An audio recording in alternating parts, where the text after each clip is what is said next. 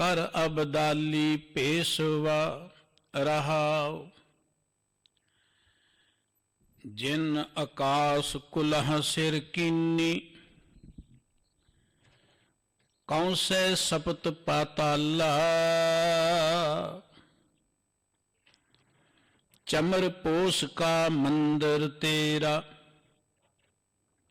एह बिद बने गोपाला। छपन कोट का पेहन तेरा, 16 सहस इजारा। पार 18 मुदगर तेरा, सहनक सब संसारा।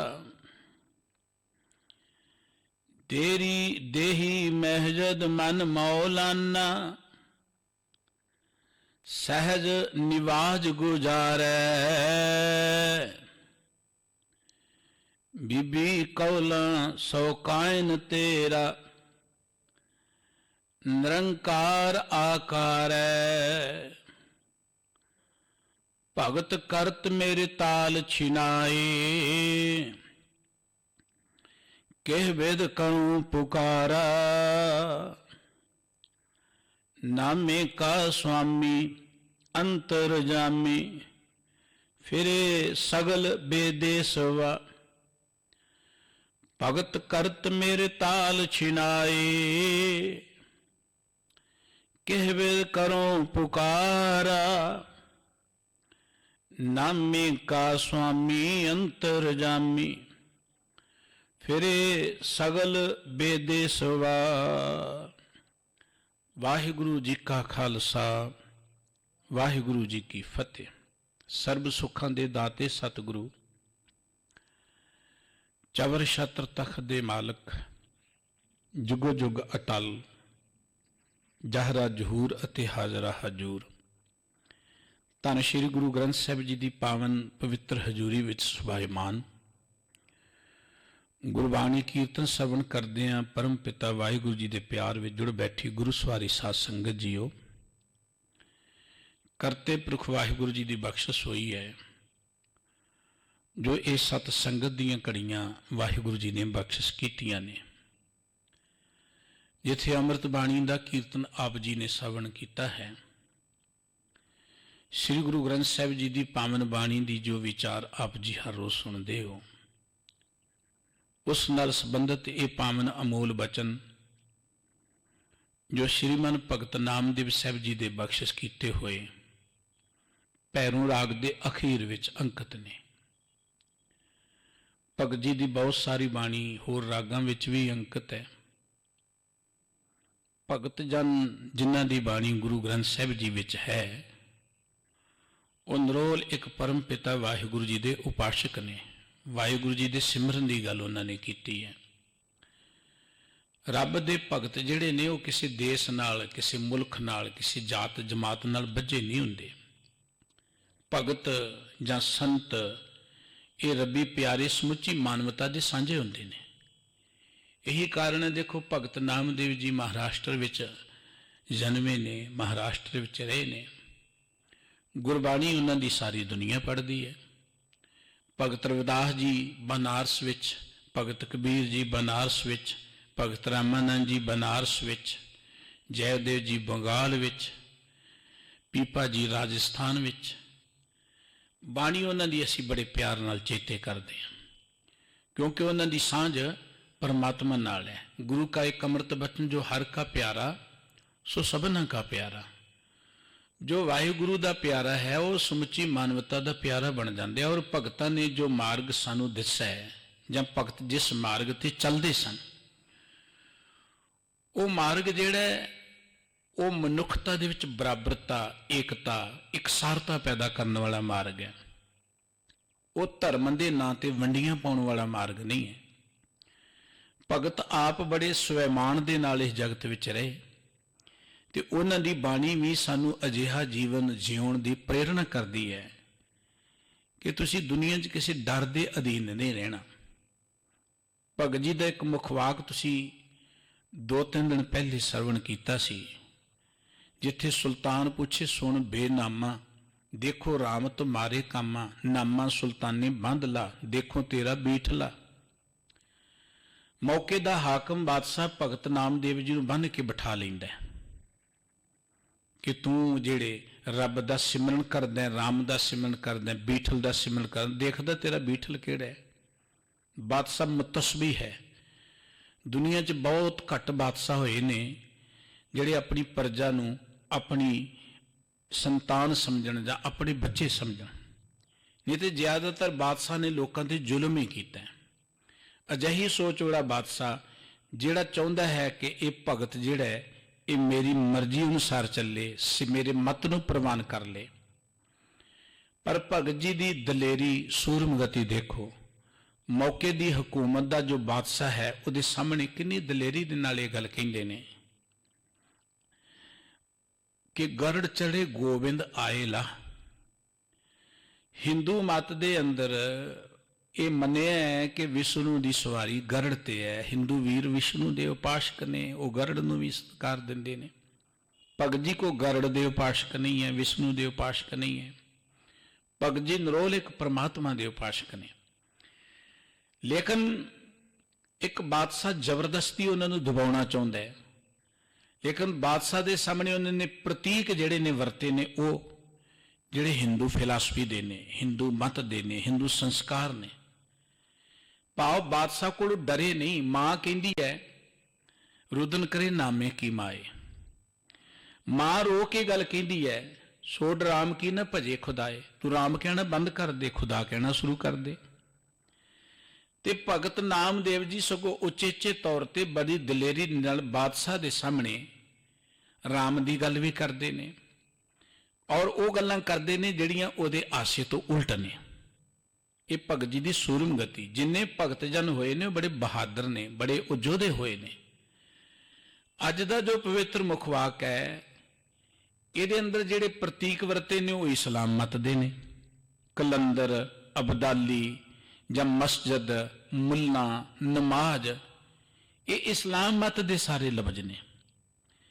भगत जी का यह मुखवाक जिहड़ा है इहदियां अखीरलियां पंक्तियां जिहड़ियां ने वो बड़ियां भावपूर्त ने। फिरे सगल बेदेस वाह कि भगत नामदेव का जिहड़ा स्वामी है, मालिक है, वो तो सारी दुनिया च है। बेदेस वाह, वह कोई देश नहीं है, वो सारी दुनिया देश है, वो सारी थावां ते रमिया होया है।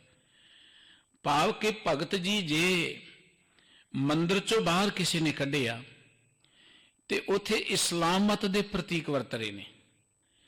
जे इस्लाम मत दा राजा भगत नामदेव जी ते अपना रोह पाउणा चाहुंदा है, उत्थे हिंदू मत वाले प्रतीक वरत रहे ने। भगत कहिंदे ने ना हम हिंदू ना मुसलमान, असी ना हिंदू आ ना मुसलमान आ, असी तो उस परमात्मा दे बंदे आ, परमात्मा दी बंदगी करदे आ।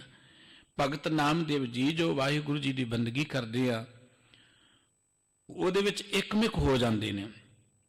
ते सब गोबिंद है, सब गोबिंद है, गोबिंद बिन नहीं कोई, इस अवस्था ते पहुंच जाते हैं। जो बाणी भगत जनां की उचारण की हुई श्री गुरु ग्रंथ साहिब जी विच अंकित है, ये भगतां ने बहुत उच्चे लैवल ते जाके उचारण की है।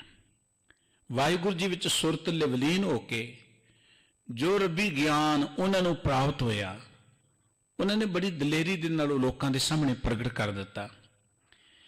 ते भगत जी की ये जिहड़ी पवित्र रचना है ना, भावें भगत नामदेव जी की है, भावें कोई भी गुरु की ग्रंथ साहिब जी का एक पवित्र वचन है, उसनूं असीं दुनियावी कसवट्टी ते नहीं विचार सकते।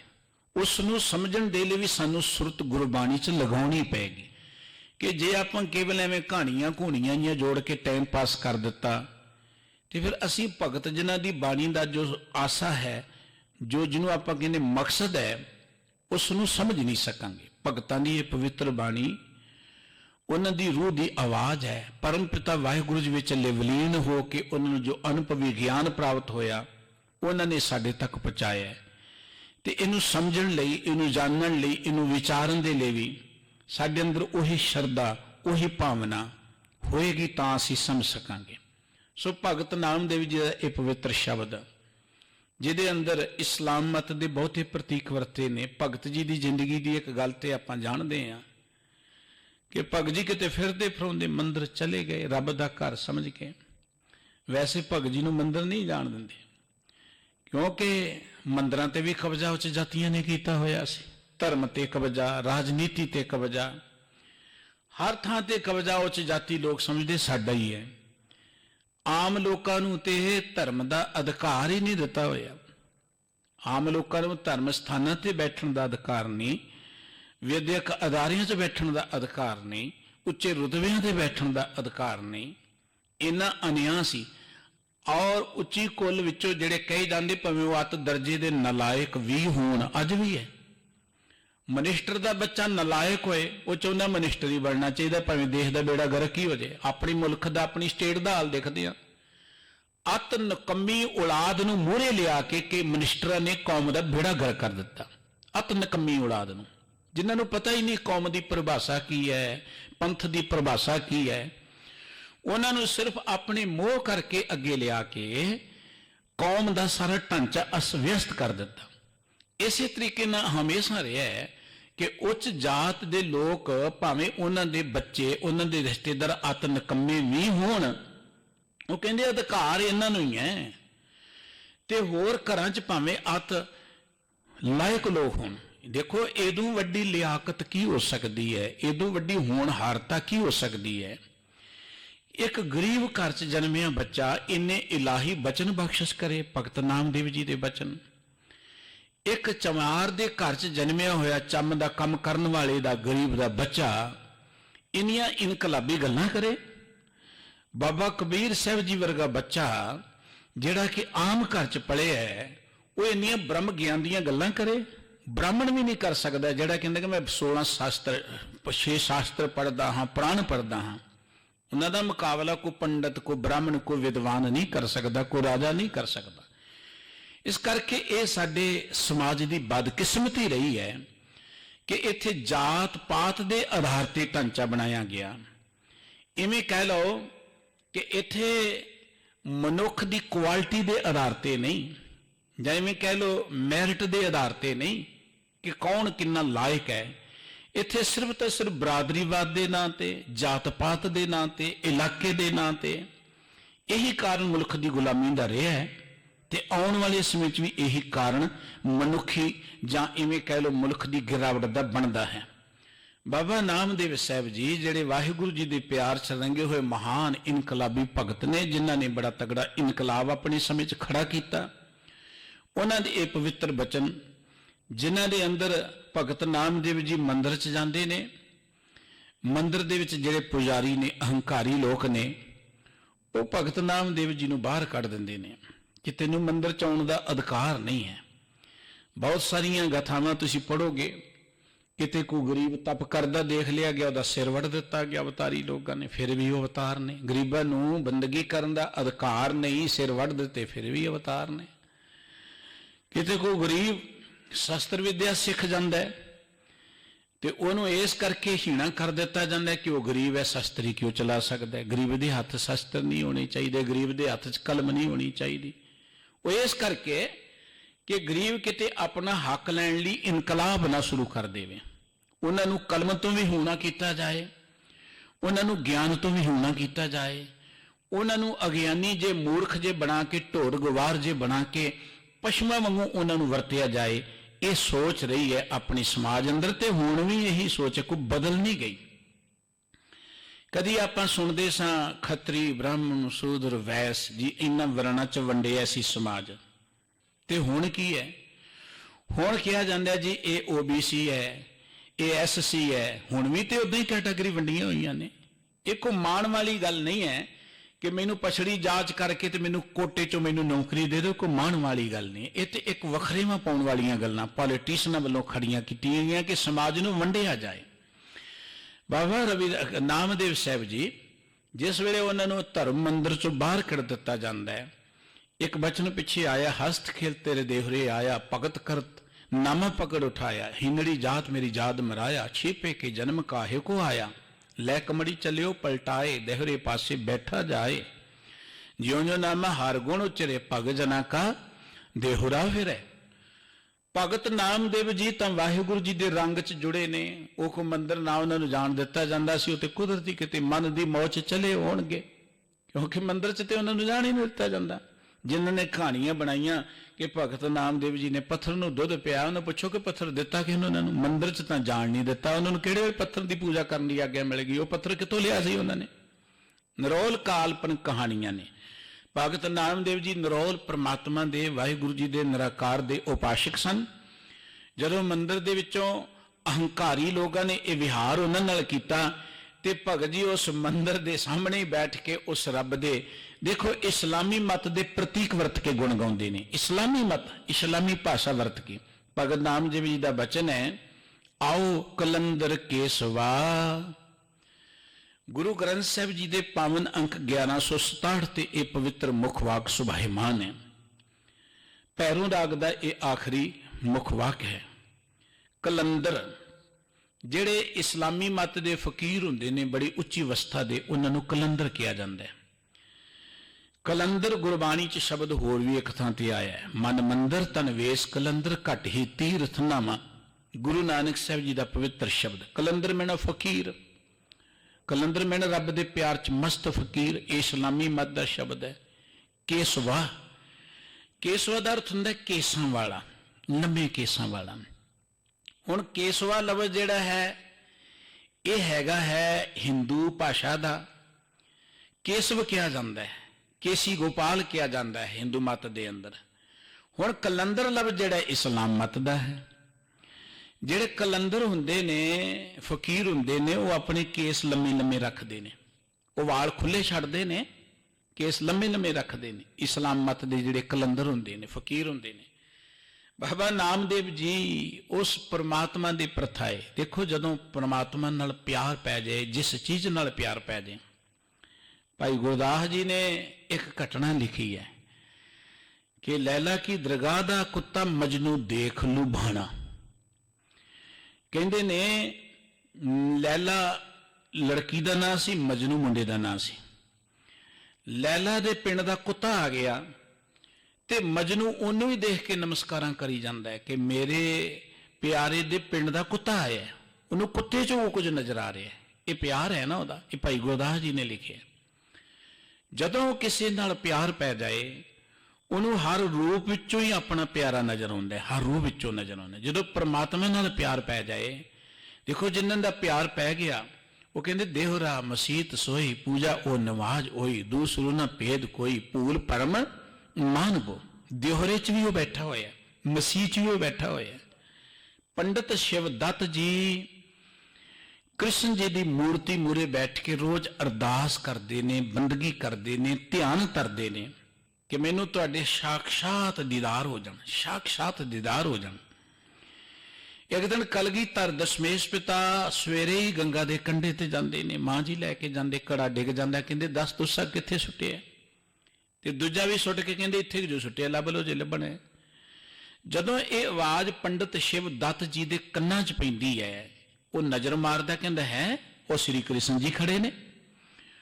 ਉਹਨਾਂ ਨੂੰ ਕਲਗੀਧਰ ਦਸ਼ਮੇਸ਼ ਪਿਤਾ 'ਚੋਂ ਸ੍ਰੀ ਕ੍ਰਿਸ਼ਨ ਨਜ਼ਰ ਆ ਰਿਹਾ। ਭੀਖਣ ਸਾਹ ਨੂੰ ਗੁਰੂ ਗੋਬਿੰਦ ਸਿੰਘ ਜੀ ਵਿੱਚੋਂ ਅੱਲਾ ਦਾ ਨੂਰ ਨਜ਼ਰ ਆ ਰਿਹਾ। ਉਹਨਾਂ ਨੂੰ ਅੱਲਾ ਦਾ ਨੂਰ ਨਜ਼ਰ ਆ ਰਿਹਾ। ਇਹ ਪਿਆਰ ਹੈ। ਜਦੋਂ ਪਿਆਰ ਬਣ ਗਿਆ ਤੇ ਹਰ ਚੀਜ਼ ਵਿੱਚੋਂ ਹੀ ਆਪਣਾ ਪਿਆਰਾ ਨਜ਼ਰ ਆਉਂਦਾ ਹੈ। ਇਹ ਭਗਤ ਨਾਮਦੇਵ ਜੀ ਦਾ ਪਰਮਾਤਮਾ ਨਾਲ ਪਿਆਰ ਹੈ। ਤੇ ਕਹਿੰਦੇ ਆਓ ਕਲੰਦਰ ਕੇਸਵਾ। ਕਲੰਦਰ ਮੈਂ ਨਾ ਫਕੀਰਾਂ ਵਾਲਾ ਭੇਸ ਪਾ ਕੇ, ਕੇਸਵ ਮੈਂ ਨਾ ਲੰਮੇ ਕੇਸਾਂ ਵਾਲਾ, ਕਿ ਆਓ ਪ੍ਰਮਾਤਮਾ ਜੀ, ਜੀ ਆਇਆਂ ਨੂੰ। ਆਓ ਮੈਂ ਨਾ ਜੀ ਆਇਆਂ ਨੂੰ। ਤੁਸੀਂ ਕਲੰਦਰ ਦਾ ਵੇਸ ਬਣਾ ਕੇ ਮੇਰੇ ਕੋਲ ਆਏ ਹੋ। ਕਰ ਅਬਦਾਲੀ ਭੇਸਵਾ। ਅਬਦਾਲੀ ਜਿਹੜੇ ਨੇ ਇਹ ਮੁਸਲਮਾਨ ਮਤ ਦੇ ਫਕੀਰ ਹੁੰਦੇ ਨੇ, ਅਬਦਾਲ ਕਿਹਾ ਜਾਂਦਾ ਹੈ। ਅਬਦਾਲੀਆਂ ਵਾਲਾ ਭੇਸ ਬਣਾ ਕੇ, ਕਲੰਦਰ ਬਣ ਕੇ, ਲੰਮੇ ਕੇਸ ਕਰਕੇ ਤੁਸੀਂ ਆਓ, ਜੀ ਆਇਆਂ ਨੂੰ, ਮੇਰੇ ਅੰਦਰ ਬੈਠੋ। ਰਹਾਓ ਜਿਨ ਆਕਾਸ਼ ਕੋ ਲਾਹ ਸਿਰ ਕੀਨੀ ਕੌਸੈ ਸਪਤ ਪਤਾਲਾ। ਗੁਰੂ ਨਾਨਕ ਸਾਹਿਬ ਜੀ ਦਾ ਧਨਾਸਰੀ ਰਾਗ ਦਾ ਇੱਕ ਸ਼ਬਦ ਪੜ੍ਹਦੇ ਹਾਂ, ਜਿੱਥੇ ਸਤਿਗੁਰੂ ਨਾਨਕ ਸਾਹਿਬ ਜੀ ਜਗਨਨਾਥਪੁਰੀ ਦੇ ਪੰਡਤਾਂ ਨੂੰ ਕਹਿੰਦੇ ਹੋ ਤੁਸੀਂ ਰੱਬ ਦੀ ਆਰਤੀ ਕੀ ਕਰਨੀ ਹੈ? ਰੱਬ ਦੀ ਆਰਤੀ ਕੋ ਥਾਲ 'ਚ ਦੀਵੇ ਰੱਖ ਕੇ ਥੋੜਾ ਹੁੰਦੀ ਹੈ। ਰੱਬ ਕੋ ਨਿੱਕਾ ਜਿਹਾ ਖਡਾਉਣਾ ਹੈ। ਦੁਨੀਆ ਨੇ ਵੈਸੇ ਰੱਬ ਨੂੰ ਲੋਕ ਨਲਾ ਰਾਮ खिलौना जाना, खिडौना ही समझे कि दो फुल रख दे खुश हो जाएगा, पीड़े नूं रखड़ियां बन दो खुश हो जाएगा, निशान साहब ते मोमबत्तियां ला दो खुश हो जाएगा, रोगन राम खिडौना जाना। कहते जी साडी शरधा है, ये शरधा भी बच्चियां वाली है, कोई शरधा वड्डी नहीं है। बाबा नानक जी कहते तुसी थाली च दो दीवे बाल के दो फुल रख के रब की आरती की कर सकते हो? रब कोई इन्ना निगाह जिहा ही है? गगन में थाल रव चंद दीपक बने, तारका मंडल जनक मोती, तू मल्यान लो पवन चवरो करे, सगल बंदराए फूलंत ज्योति, कैसी आरती होए पव खंडना, तेरी आरती अनाता शब्द वाजंत पेरी। वाहिगुरु तुहाडी किन्नी महान अजीब अद्भुत आरती हो रही है। आकाश ही थाल बनिया पे, ये चंद्रमा सूरज दीवे बने पे ने, ये तारे विच मोती बने पे ने, ये हवावां चलदियां मलिया परब दियां ये धूफ दा काम कर रही ने, ये पौण तुहानूं चौर चला रही है। कैसी आरती होए, किहो जी आरती हो रही है? बाबा नानक जी नूं समूचा ब्रह्मंड परमात्मा की आरती करता नजर आ रहा है। ये प्यार है प्यारे का। हुण बाबा नामदेव साहब जी कहते ने कि वाहिगुरु आओ, अबदालां वाला भेस बना के लम्मे केस करके, वो हुण रब अबदाल की, इत्थे कोई अबदाली नहीं आया जां अबदाल फकीर नहीं आया बाबा जी दे सामने। वो परमात्मा का एक रूप देख रहे ने, परमात्मा दे दीदार कर रहे ने। किस रूप च अंदर? कहने जिन आकाश कुलह सिर कीनी, कौसै सबत पताला। आकाश कुल्ला, कुल्ला कहते सिर ते टोपी नहीं पाउंदे, मुसलमान फकीर सिर ते उच्ची जी टोपी पाउंदे ने, कुल्ला कहते ने। वो वाहिगुरु वो परमात्मा जिहड़ा अबदालियां दे भेस च फिर रहा है, अबदालियां दे भेस, उहदा भेस की है? जिन्हें सिर दे उपर आकाश की कुल्ला लई हुई है, आकाश ही उहदी टोपी है। जिवें बाबा नानक जी कहते आकाश थाल है, जिन आकाश कुल्ला सिर कीनी, वो बाबा नानक वो वाहिगुरु जी जिहड़े अबदालियां दे रूप च विचर रहे ने समूचे ब्रह्मंड अंदर, ते उन्हां दा लिबास की है कि उन्होंने कुल्ला जिहड़ी टोपी है आकाश नूं बनाया होया है।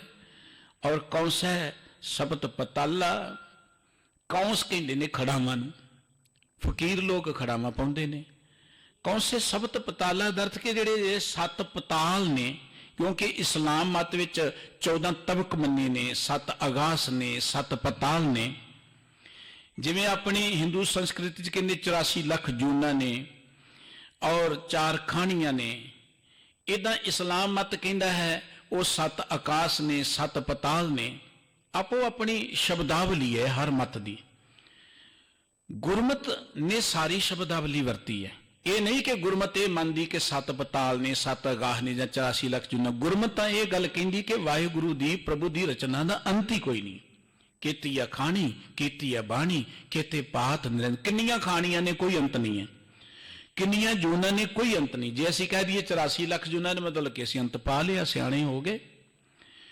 बेअंत जूना ने, बेअंत ही सब कुछ है। ये तो किसी भी तरीके नाल अंत नहीं पा सकते सी परमात्मा की रचना का। इत्थे कहंदे ने जिन आकाश कुला सिर कीनी, कौंसे सप्त पताला, 7 पताल गिणे ने, 7 आगास गिणे ने, 14 तब गिणे ने इस्लाम मत की शब्दावली च। बाबा नामदेव जी ने सारी शब्दावली इत्थे जिहड़ी है वो इस्लामी मत की वरती है। कहंदे कि जिस परमात्मा ने अबदाली दे रूप च आके आओ तुसीं मैनूं दर्शन दिओ, तुहाडा लिबास की है कि आकाश ने तुसीं अपनी कुला टोपी बनाया होया है। और कौसे सबत पताला, 7 पताल जिहड़े ने इहनूं तुसीं अपनी खड़ावां बनाया होया है। ये 7 तुहाडे खड़ावां ने, पैरीं पाईआं होईआं 7 पताल जिहड़े ने। चमर पोस का मंदिर तेरा, मंदिर जिथे निवास करना हुंदा है। चमर कहंदे ने चम नूं, चमर पोस चम दी पोशाक। ये चम दी पोशाक ही तुहाडा घर है। आओ अबदाली दे रूप विच कलंदर बन के आओ। यह चम की पोशाक तुहाडा घर है। चम की पोशाक का अर्थ कि जिन्ने शरीर ने, हर शरीर च परमात्मा बैठा होया है ना। सबे कट राम बोले, रामा बोले, राम बिना को बोले रे। सब मैं जोत, जोत है सोए, तिस दे चानन सब मैं चानन होए। ये वाहिगुरु जी की प्रभु की सर्व व्यापकता नूं देखदे हां। बाबा नामदेव जी कहंदे ने कि सारे शरीर ही तुहाडा मंदिर ने। तुहाडा मंदिर कोई इट्टां दा नहीं बनिया जिथों मैनूं कढ दिता है। ये सारे शरीर ही तुहाडे मंदिर ने। आओ तुसीं मेरे हिरदे च बैठो। महाराज जी ये चमर पोस का मंदिर तेरा, ये चम की जिहड़ी पोशाक है ये तुहाडा मंदिर है। ये बिध बने गोपाला। गोपाला हुण हिंदू संस्कृत का शब्द है। वो गोपाल पृथ्वी नूं पालन वाले जिहड़े परमात्मा ने इस तरीके दे नाल अबदालियां दा लिबास बन के आ रहे ने मेरे कोल। मैनूं इवें दो दे दीदार हो रहे ने। किस तरह दे दीदार कि लम्मे केस ने, उन्होंने आकाश की कुला सिर ते लई हुई है, उन्होंने पताल नूं अपनियां खड़ावां बनाया होया है, उन्होंने हर शरीर च जो निवास रखे ये उन्होंने पोशाक है, परमात्मा की पोशाक हर शरीर ही है। इस तरह का उन्हों का रूप बनया होया है। छपन कोट का पेहन तेरा, 16 सहस इजारा, 56 कोट। 56 महीना 56 कोट महीना करोड़। अपने अपने मत दियां कुछ मानतावां ने हर मत दे अंदर। 56 कहंदे 56। 56 कोट मेगा रोमावली, ये लफ्ज भी भगत नामदेव जी ने एक वरते है। 56 कोट मेघ गिणे ने इस्लाम मत दे अंदर किसी तरीके नाल। ते बाबा नामदेव जी कहने जेड़े 56 कोट जेड़े ने मेघ, ये समझो तुहाडा पेहन। पेहन दा अर्थ हुंदा जामा, जिन्हों आपां कहने गल च चोड़ा जिवें पाया जांदा पेहन। ये 56 कोट जेड़े बदल ने, मेघां दी जेड़ी रोमावली है, मेघ ने जेड़े मेघमाला है जेड़ी है, ये तुहाडा पेहन है। 16 सहस इजारा। इजारा मैना तंबा, इस्लाम मत दा लफ्ज़ है तंबा। पजामा जिन्हों आपां कहने, जिवें फकीर पाउंदे ने तंबा पहनते ने, उपर उन्होंने जामा पाया हुंदा है, फिर तंबा पाया हुंदा है। एक अबदालियां दा रूप बाबा नामदेव जी दस रहे ने, अबदाली फकीरां दा। जिवें उन्होंने अपने केस लंबे छड्डे हुंदे ने, जिवें उन्होंने सिर ते टोपी कुल्ला पाई हुंदी है, कुल्ला पाया हुंदा है, जिवें उन्होंने खड़ावां पाईयां हुंदियां ने, जिवें उन्होंने जामा पहनिया हुंदा है ते एक तंबा पाया हुंदा है। बाबा नामदेव जी बिल्कुल उदां दा स्वरूप परमात्मा दा बयान करते हुए कहते ने कि 56 कोट का पेहन तेरा। हे प्रभु, हे वाहिगुरु, आ जिहड़े 56 कोट मेघ कहे जाते हैं ये तुहाडा पेहन है, जामा है। और 16 सहस इजारा, 16 सहस दर 16,000 जिहड़े आलम ने, उन्होंने 16,000 आलम गिने ने। कोई ये 16,000 आलम जेड़े ने तुहाडा तंबा ने, ये तुहाडा पजामा ने, भावे तुहाडा लिबास है। पार 18 मुदगर तेरा। मुदगर मोटा सारा सोटा जेड़ा हुंदा है। अबदाली लोग जेड़े अबदाली फकीर ने, वो अपने कोल एक मोटा सारा सोटा रखते, कुतका रखते, डंडा रखते ने, तुरे फिरदे ने इदां दा लिबास पा के। वाल खिलरे हुंदे ने, सिर ते टोपी हुंदी है, कुल्ला हुंदी है, और तंबा पाया हुंदा है, गल च उन्होंने जामा पाया हुंदा है, हाथ च डंडा फड़िया हुंदा है। ये अबदालियां दा लिबास है। कहन लगे कि भार 18 मुदगहर तेरा। मुदगर मैना जिन्हों आपां मोटा सारा डंडा कह सकते हैं। हे प्रभु, हे वाहिगुरु, ये जेड़े 18 भार पृथ्वी दे गिने गए ने, ये जेड़े 18 भार ने ये तुहाडा मुदगर है, मोटा सारा सोटा है। सहनक सब संसारा सहनक। सैनक जिहड़ा फारसी का लफ्ज़ है, सैनक का अर्थ हुंदा है वो रकेबी, एक बर्तन हुंदा है जिहदे च पा के कोई चीज़ खाधी जाती है। तस्तरी कह लो, उन्होंने आपां रकेबी कह लो, उन्होंने आपां बर्तन कह लीए। सहनक सब संसारा, मिट्टी का बर्तन हुंदा है। हे परमात्मा जी, ये सारी दुनिया ही तुहाडी ओ रखेबी है। जिवें कह लो कि तुहाडी ओ बर्तन है जिहदे तुसी खाना खांदे हो। जिवें आम जिहड़े फकीर हुंदे ने, उन्हां दे हत्थ विच, जोगियां दे हत्थ च एक बर्तन आपां देखदे फड़िया हुंदा है। इवें जिहड़े मुसलमान फकीर ने, वो भी अपने हत्थ विच एक बर्तन रखदे, मिट्टी दा हुंदा है। बाबा नामदेव साहब जी कहते कि सारी धरती ही तुहाडा मुदगर है। धरती ते जिन्ना भार बनस्पति है ना, भार 18 जिन्नी बनस्पति है, ये तुहाडा डंडा ही है, मुदगर है। और सहनक सब संसारा, सारी दुनिया जिहड़ी है ये तुहाडी ओ इवें कह लो बर्तन है जिहड़ा तुसी हत्थ च रखदे हो मिट्टी दा। देही मैजद मन बौलाना। महजिद में ना मसीत, मस्जिद भी कहने, इत्थे मैजिद शब्द वरतिया होया। हे वाहिगुरु जी, ये मेरा शरीर जिहड़ा यही तुहाडी मसीत है। ਬਾਬਾ ਨਾਨਕ ਜੀ ਨੇ ਬਿਲਾਵਲ ਰਾਗ 'ਚ ਇੱਕ ਸ਼ਬਦ ਵਰਤਿਆ ਸੀ, ਮਨ ਮੰਦਰ ਤਨ ਵੇਸ ਕਲੰਦਰ ਘਟ ਹੀ ਤੀਰਥ ਨਾਵਾਂ। ਮੇਰਾ ਮਨ ਹੀ ਮੰਦਰ ਹੈ, ਮੈਨੂੰ ਹੋਰ ਕਿਸੇ ਮੰਦਰ ਜਾਣ ਦੀ ਲੋੜ ਨਹੀਂ ਹੈ। ਮੇਰਾ ਮਨ ਦੇ ਮੰਦਰ ਵਿੱਚ ਤਨ ਵੇਸ ਕਲੰਦਰ, ਔਰ ਮੇਰਾ ਮਨ ਜਿਹੜਾ ਹੈ ਨਾ, ਇੱਥੇ ਫਿਰ ਨਾ ਇੱਕ ਫਕੀਰਾਂ ਵਾਲਾ ਕਲੰਦਰਾਂ ਵਾਲਾ ਲਿਬਾਸ ਬਣਾ ਕੇ ਅੰਦਰੇ ਅੰਦਰ ਤੀਰਥਾਂ ਤੇ ਇਸ਼ਨਾਨ ਕਰ ਰਿਹਾ, ਬਾਹਰਲੇ ਤੀਰਥਾਂ ਤੇ ਜਾਣ ਦੀ ਲੋੜ ਨਹੀਂ ਹੈ। ਬਾਬਾ ਨਾਮਦੇਵ ਜੀ ਕਹਿੰਦੇ ਦੇਹੀ ਮਹਿਜਦ, ਇਹ ਪ੍ਰਮਾਤਮਾ ਆਓ, ਇਹ ਜਿਹੜਾ ਸਰੀਰ ਹੈ ਇਹ ਤੁਹਾਡੀ ਮਸੀਤ ਹੈ। ਮਨ ਮੌਲਾਣਾ ਤੇ ਮੇਰਾ ਜਿਹੜਾ ਮਨ ਹੈ ਇਹੀ ਮੌਲਾਣਾ ਬਣ ਗਿਆ। ਮਨ ਮੌਲਾਣਾ ਬਣ ਕੇ ਸਹਿਜ ਨਿਵਾਜ ਗੁਜ਼ਾਰੇ, ਸਹਿਜ ਦਾ ਅਰਥ ਹੁੰਦਾ ਹੈ ਟਿਕਿਆ ਹੋਇਆ, ਐਨ ਅਡੋਲ। ਸਹਿਜ ਦਾ ਅਰਥ ਹੁੰਦਾ ਹੈ ਜਿੱਥੇ ਜ਼ਿੰਦਗੀ ਦਾ ਬੈਲੈਂਸ ਬਣ ਜਾਏ। ਖੁਸ਼ੀ ਆ ਜਾਏ ਤੇ ਕੋਈ ਖੁਸ਼ੀ ਨਹੀਂ, ਹੰਕਾਰ ਨਹੀਂ, ਗਮੀ ਆ ਜਾਏ ਤੇ ਕੋਈ ਦੁੱਖ ਨਹੀਂ, ਹਰਖ ਸੋਗ ਇੱਕ ਰਸ ਰਹਿਣਾ, ਦੁੱਖ ਸੁੱਖ ਦੇ ਵਿੱਚ ਇੱਕ ਬਰਾਬਰ ਅਵਸਥਾ ਰਹਿਣੀ। ਸਹਿਜ, ਸਹਿਜ ਬਹੁਤ ਹੀ ਕੀਮਤੀ ਅਵਸਥਾ ਹੈ, ਆਤਮਿਕ ਅਡੋਲਤਾ ਕਹਿ ਲਓ। ਸਹਿਜ ਉਹ ਅਵਸਥਾ ਹੈ ਜਿੱਥੇ ਜਾ ਕੇ ਮਨੁੱਖ ਨੂੰ ਆਤਮਿਕ ਗਿਆਨ ਹੋ ਜਾਂਦਾ ਹੈ, ਆਤਮਿਕ ਗਿਆਨ ਹੋ ਜਾਂਦਾ ਹੈ।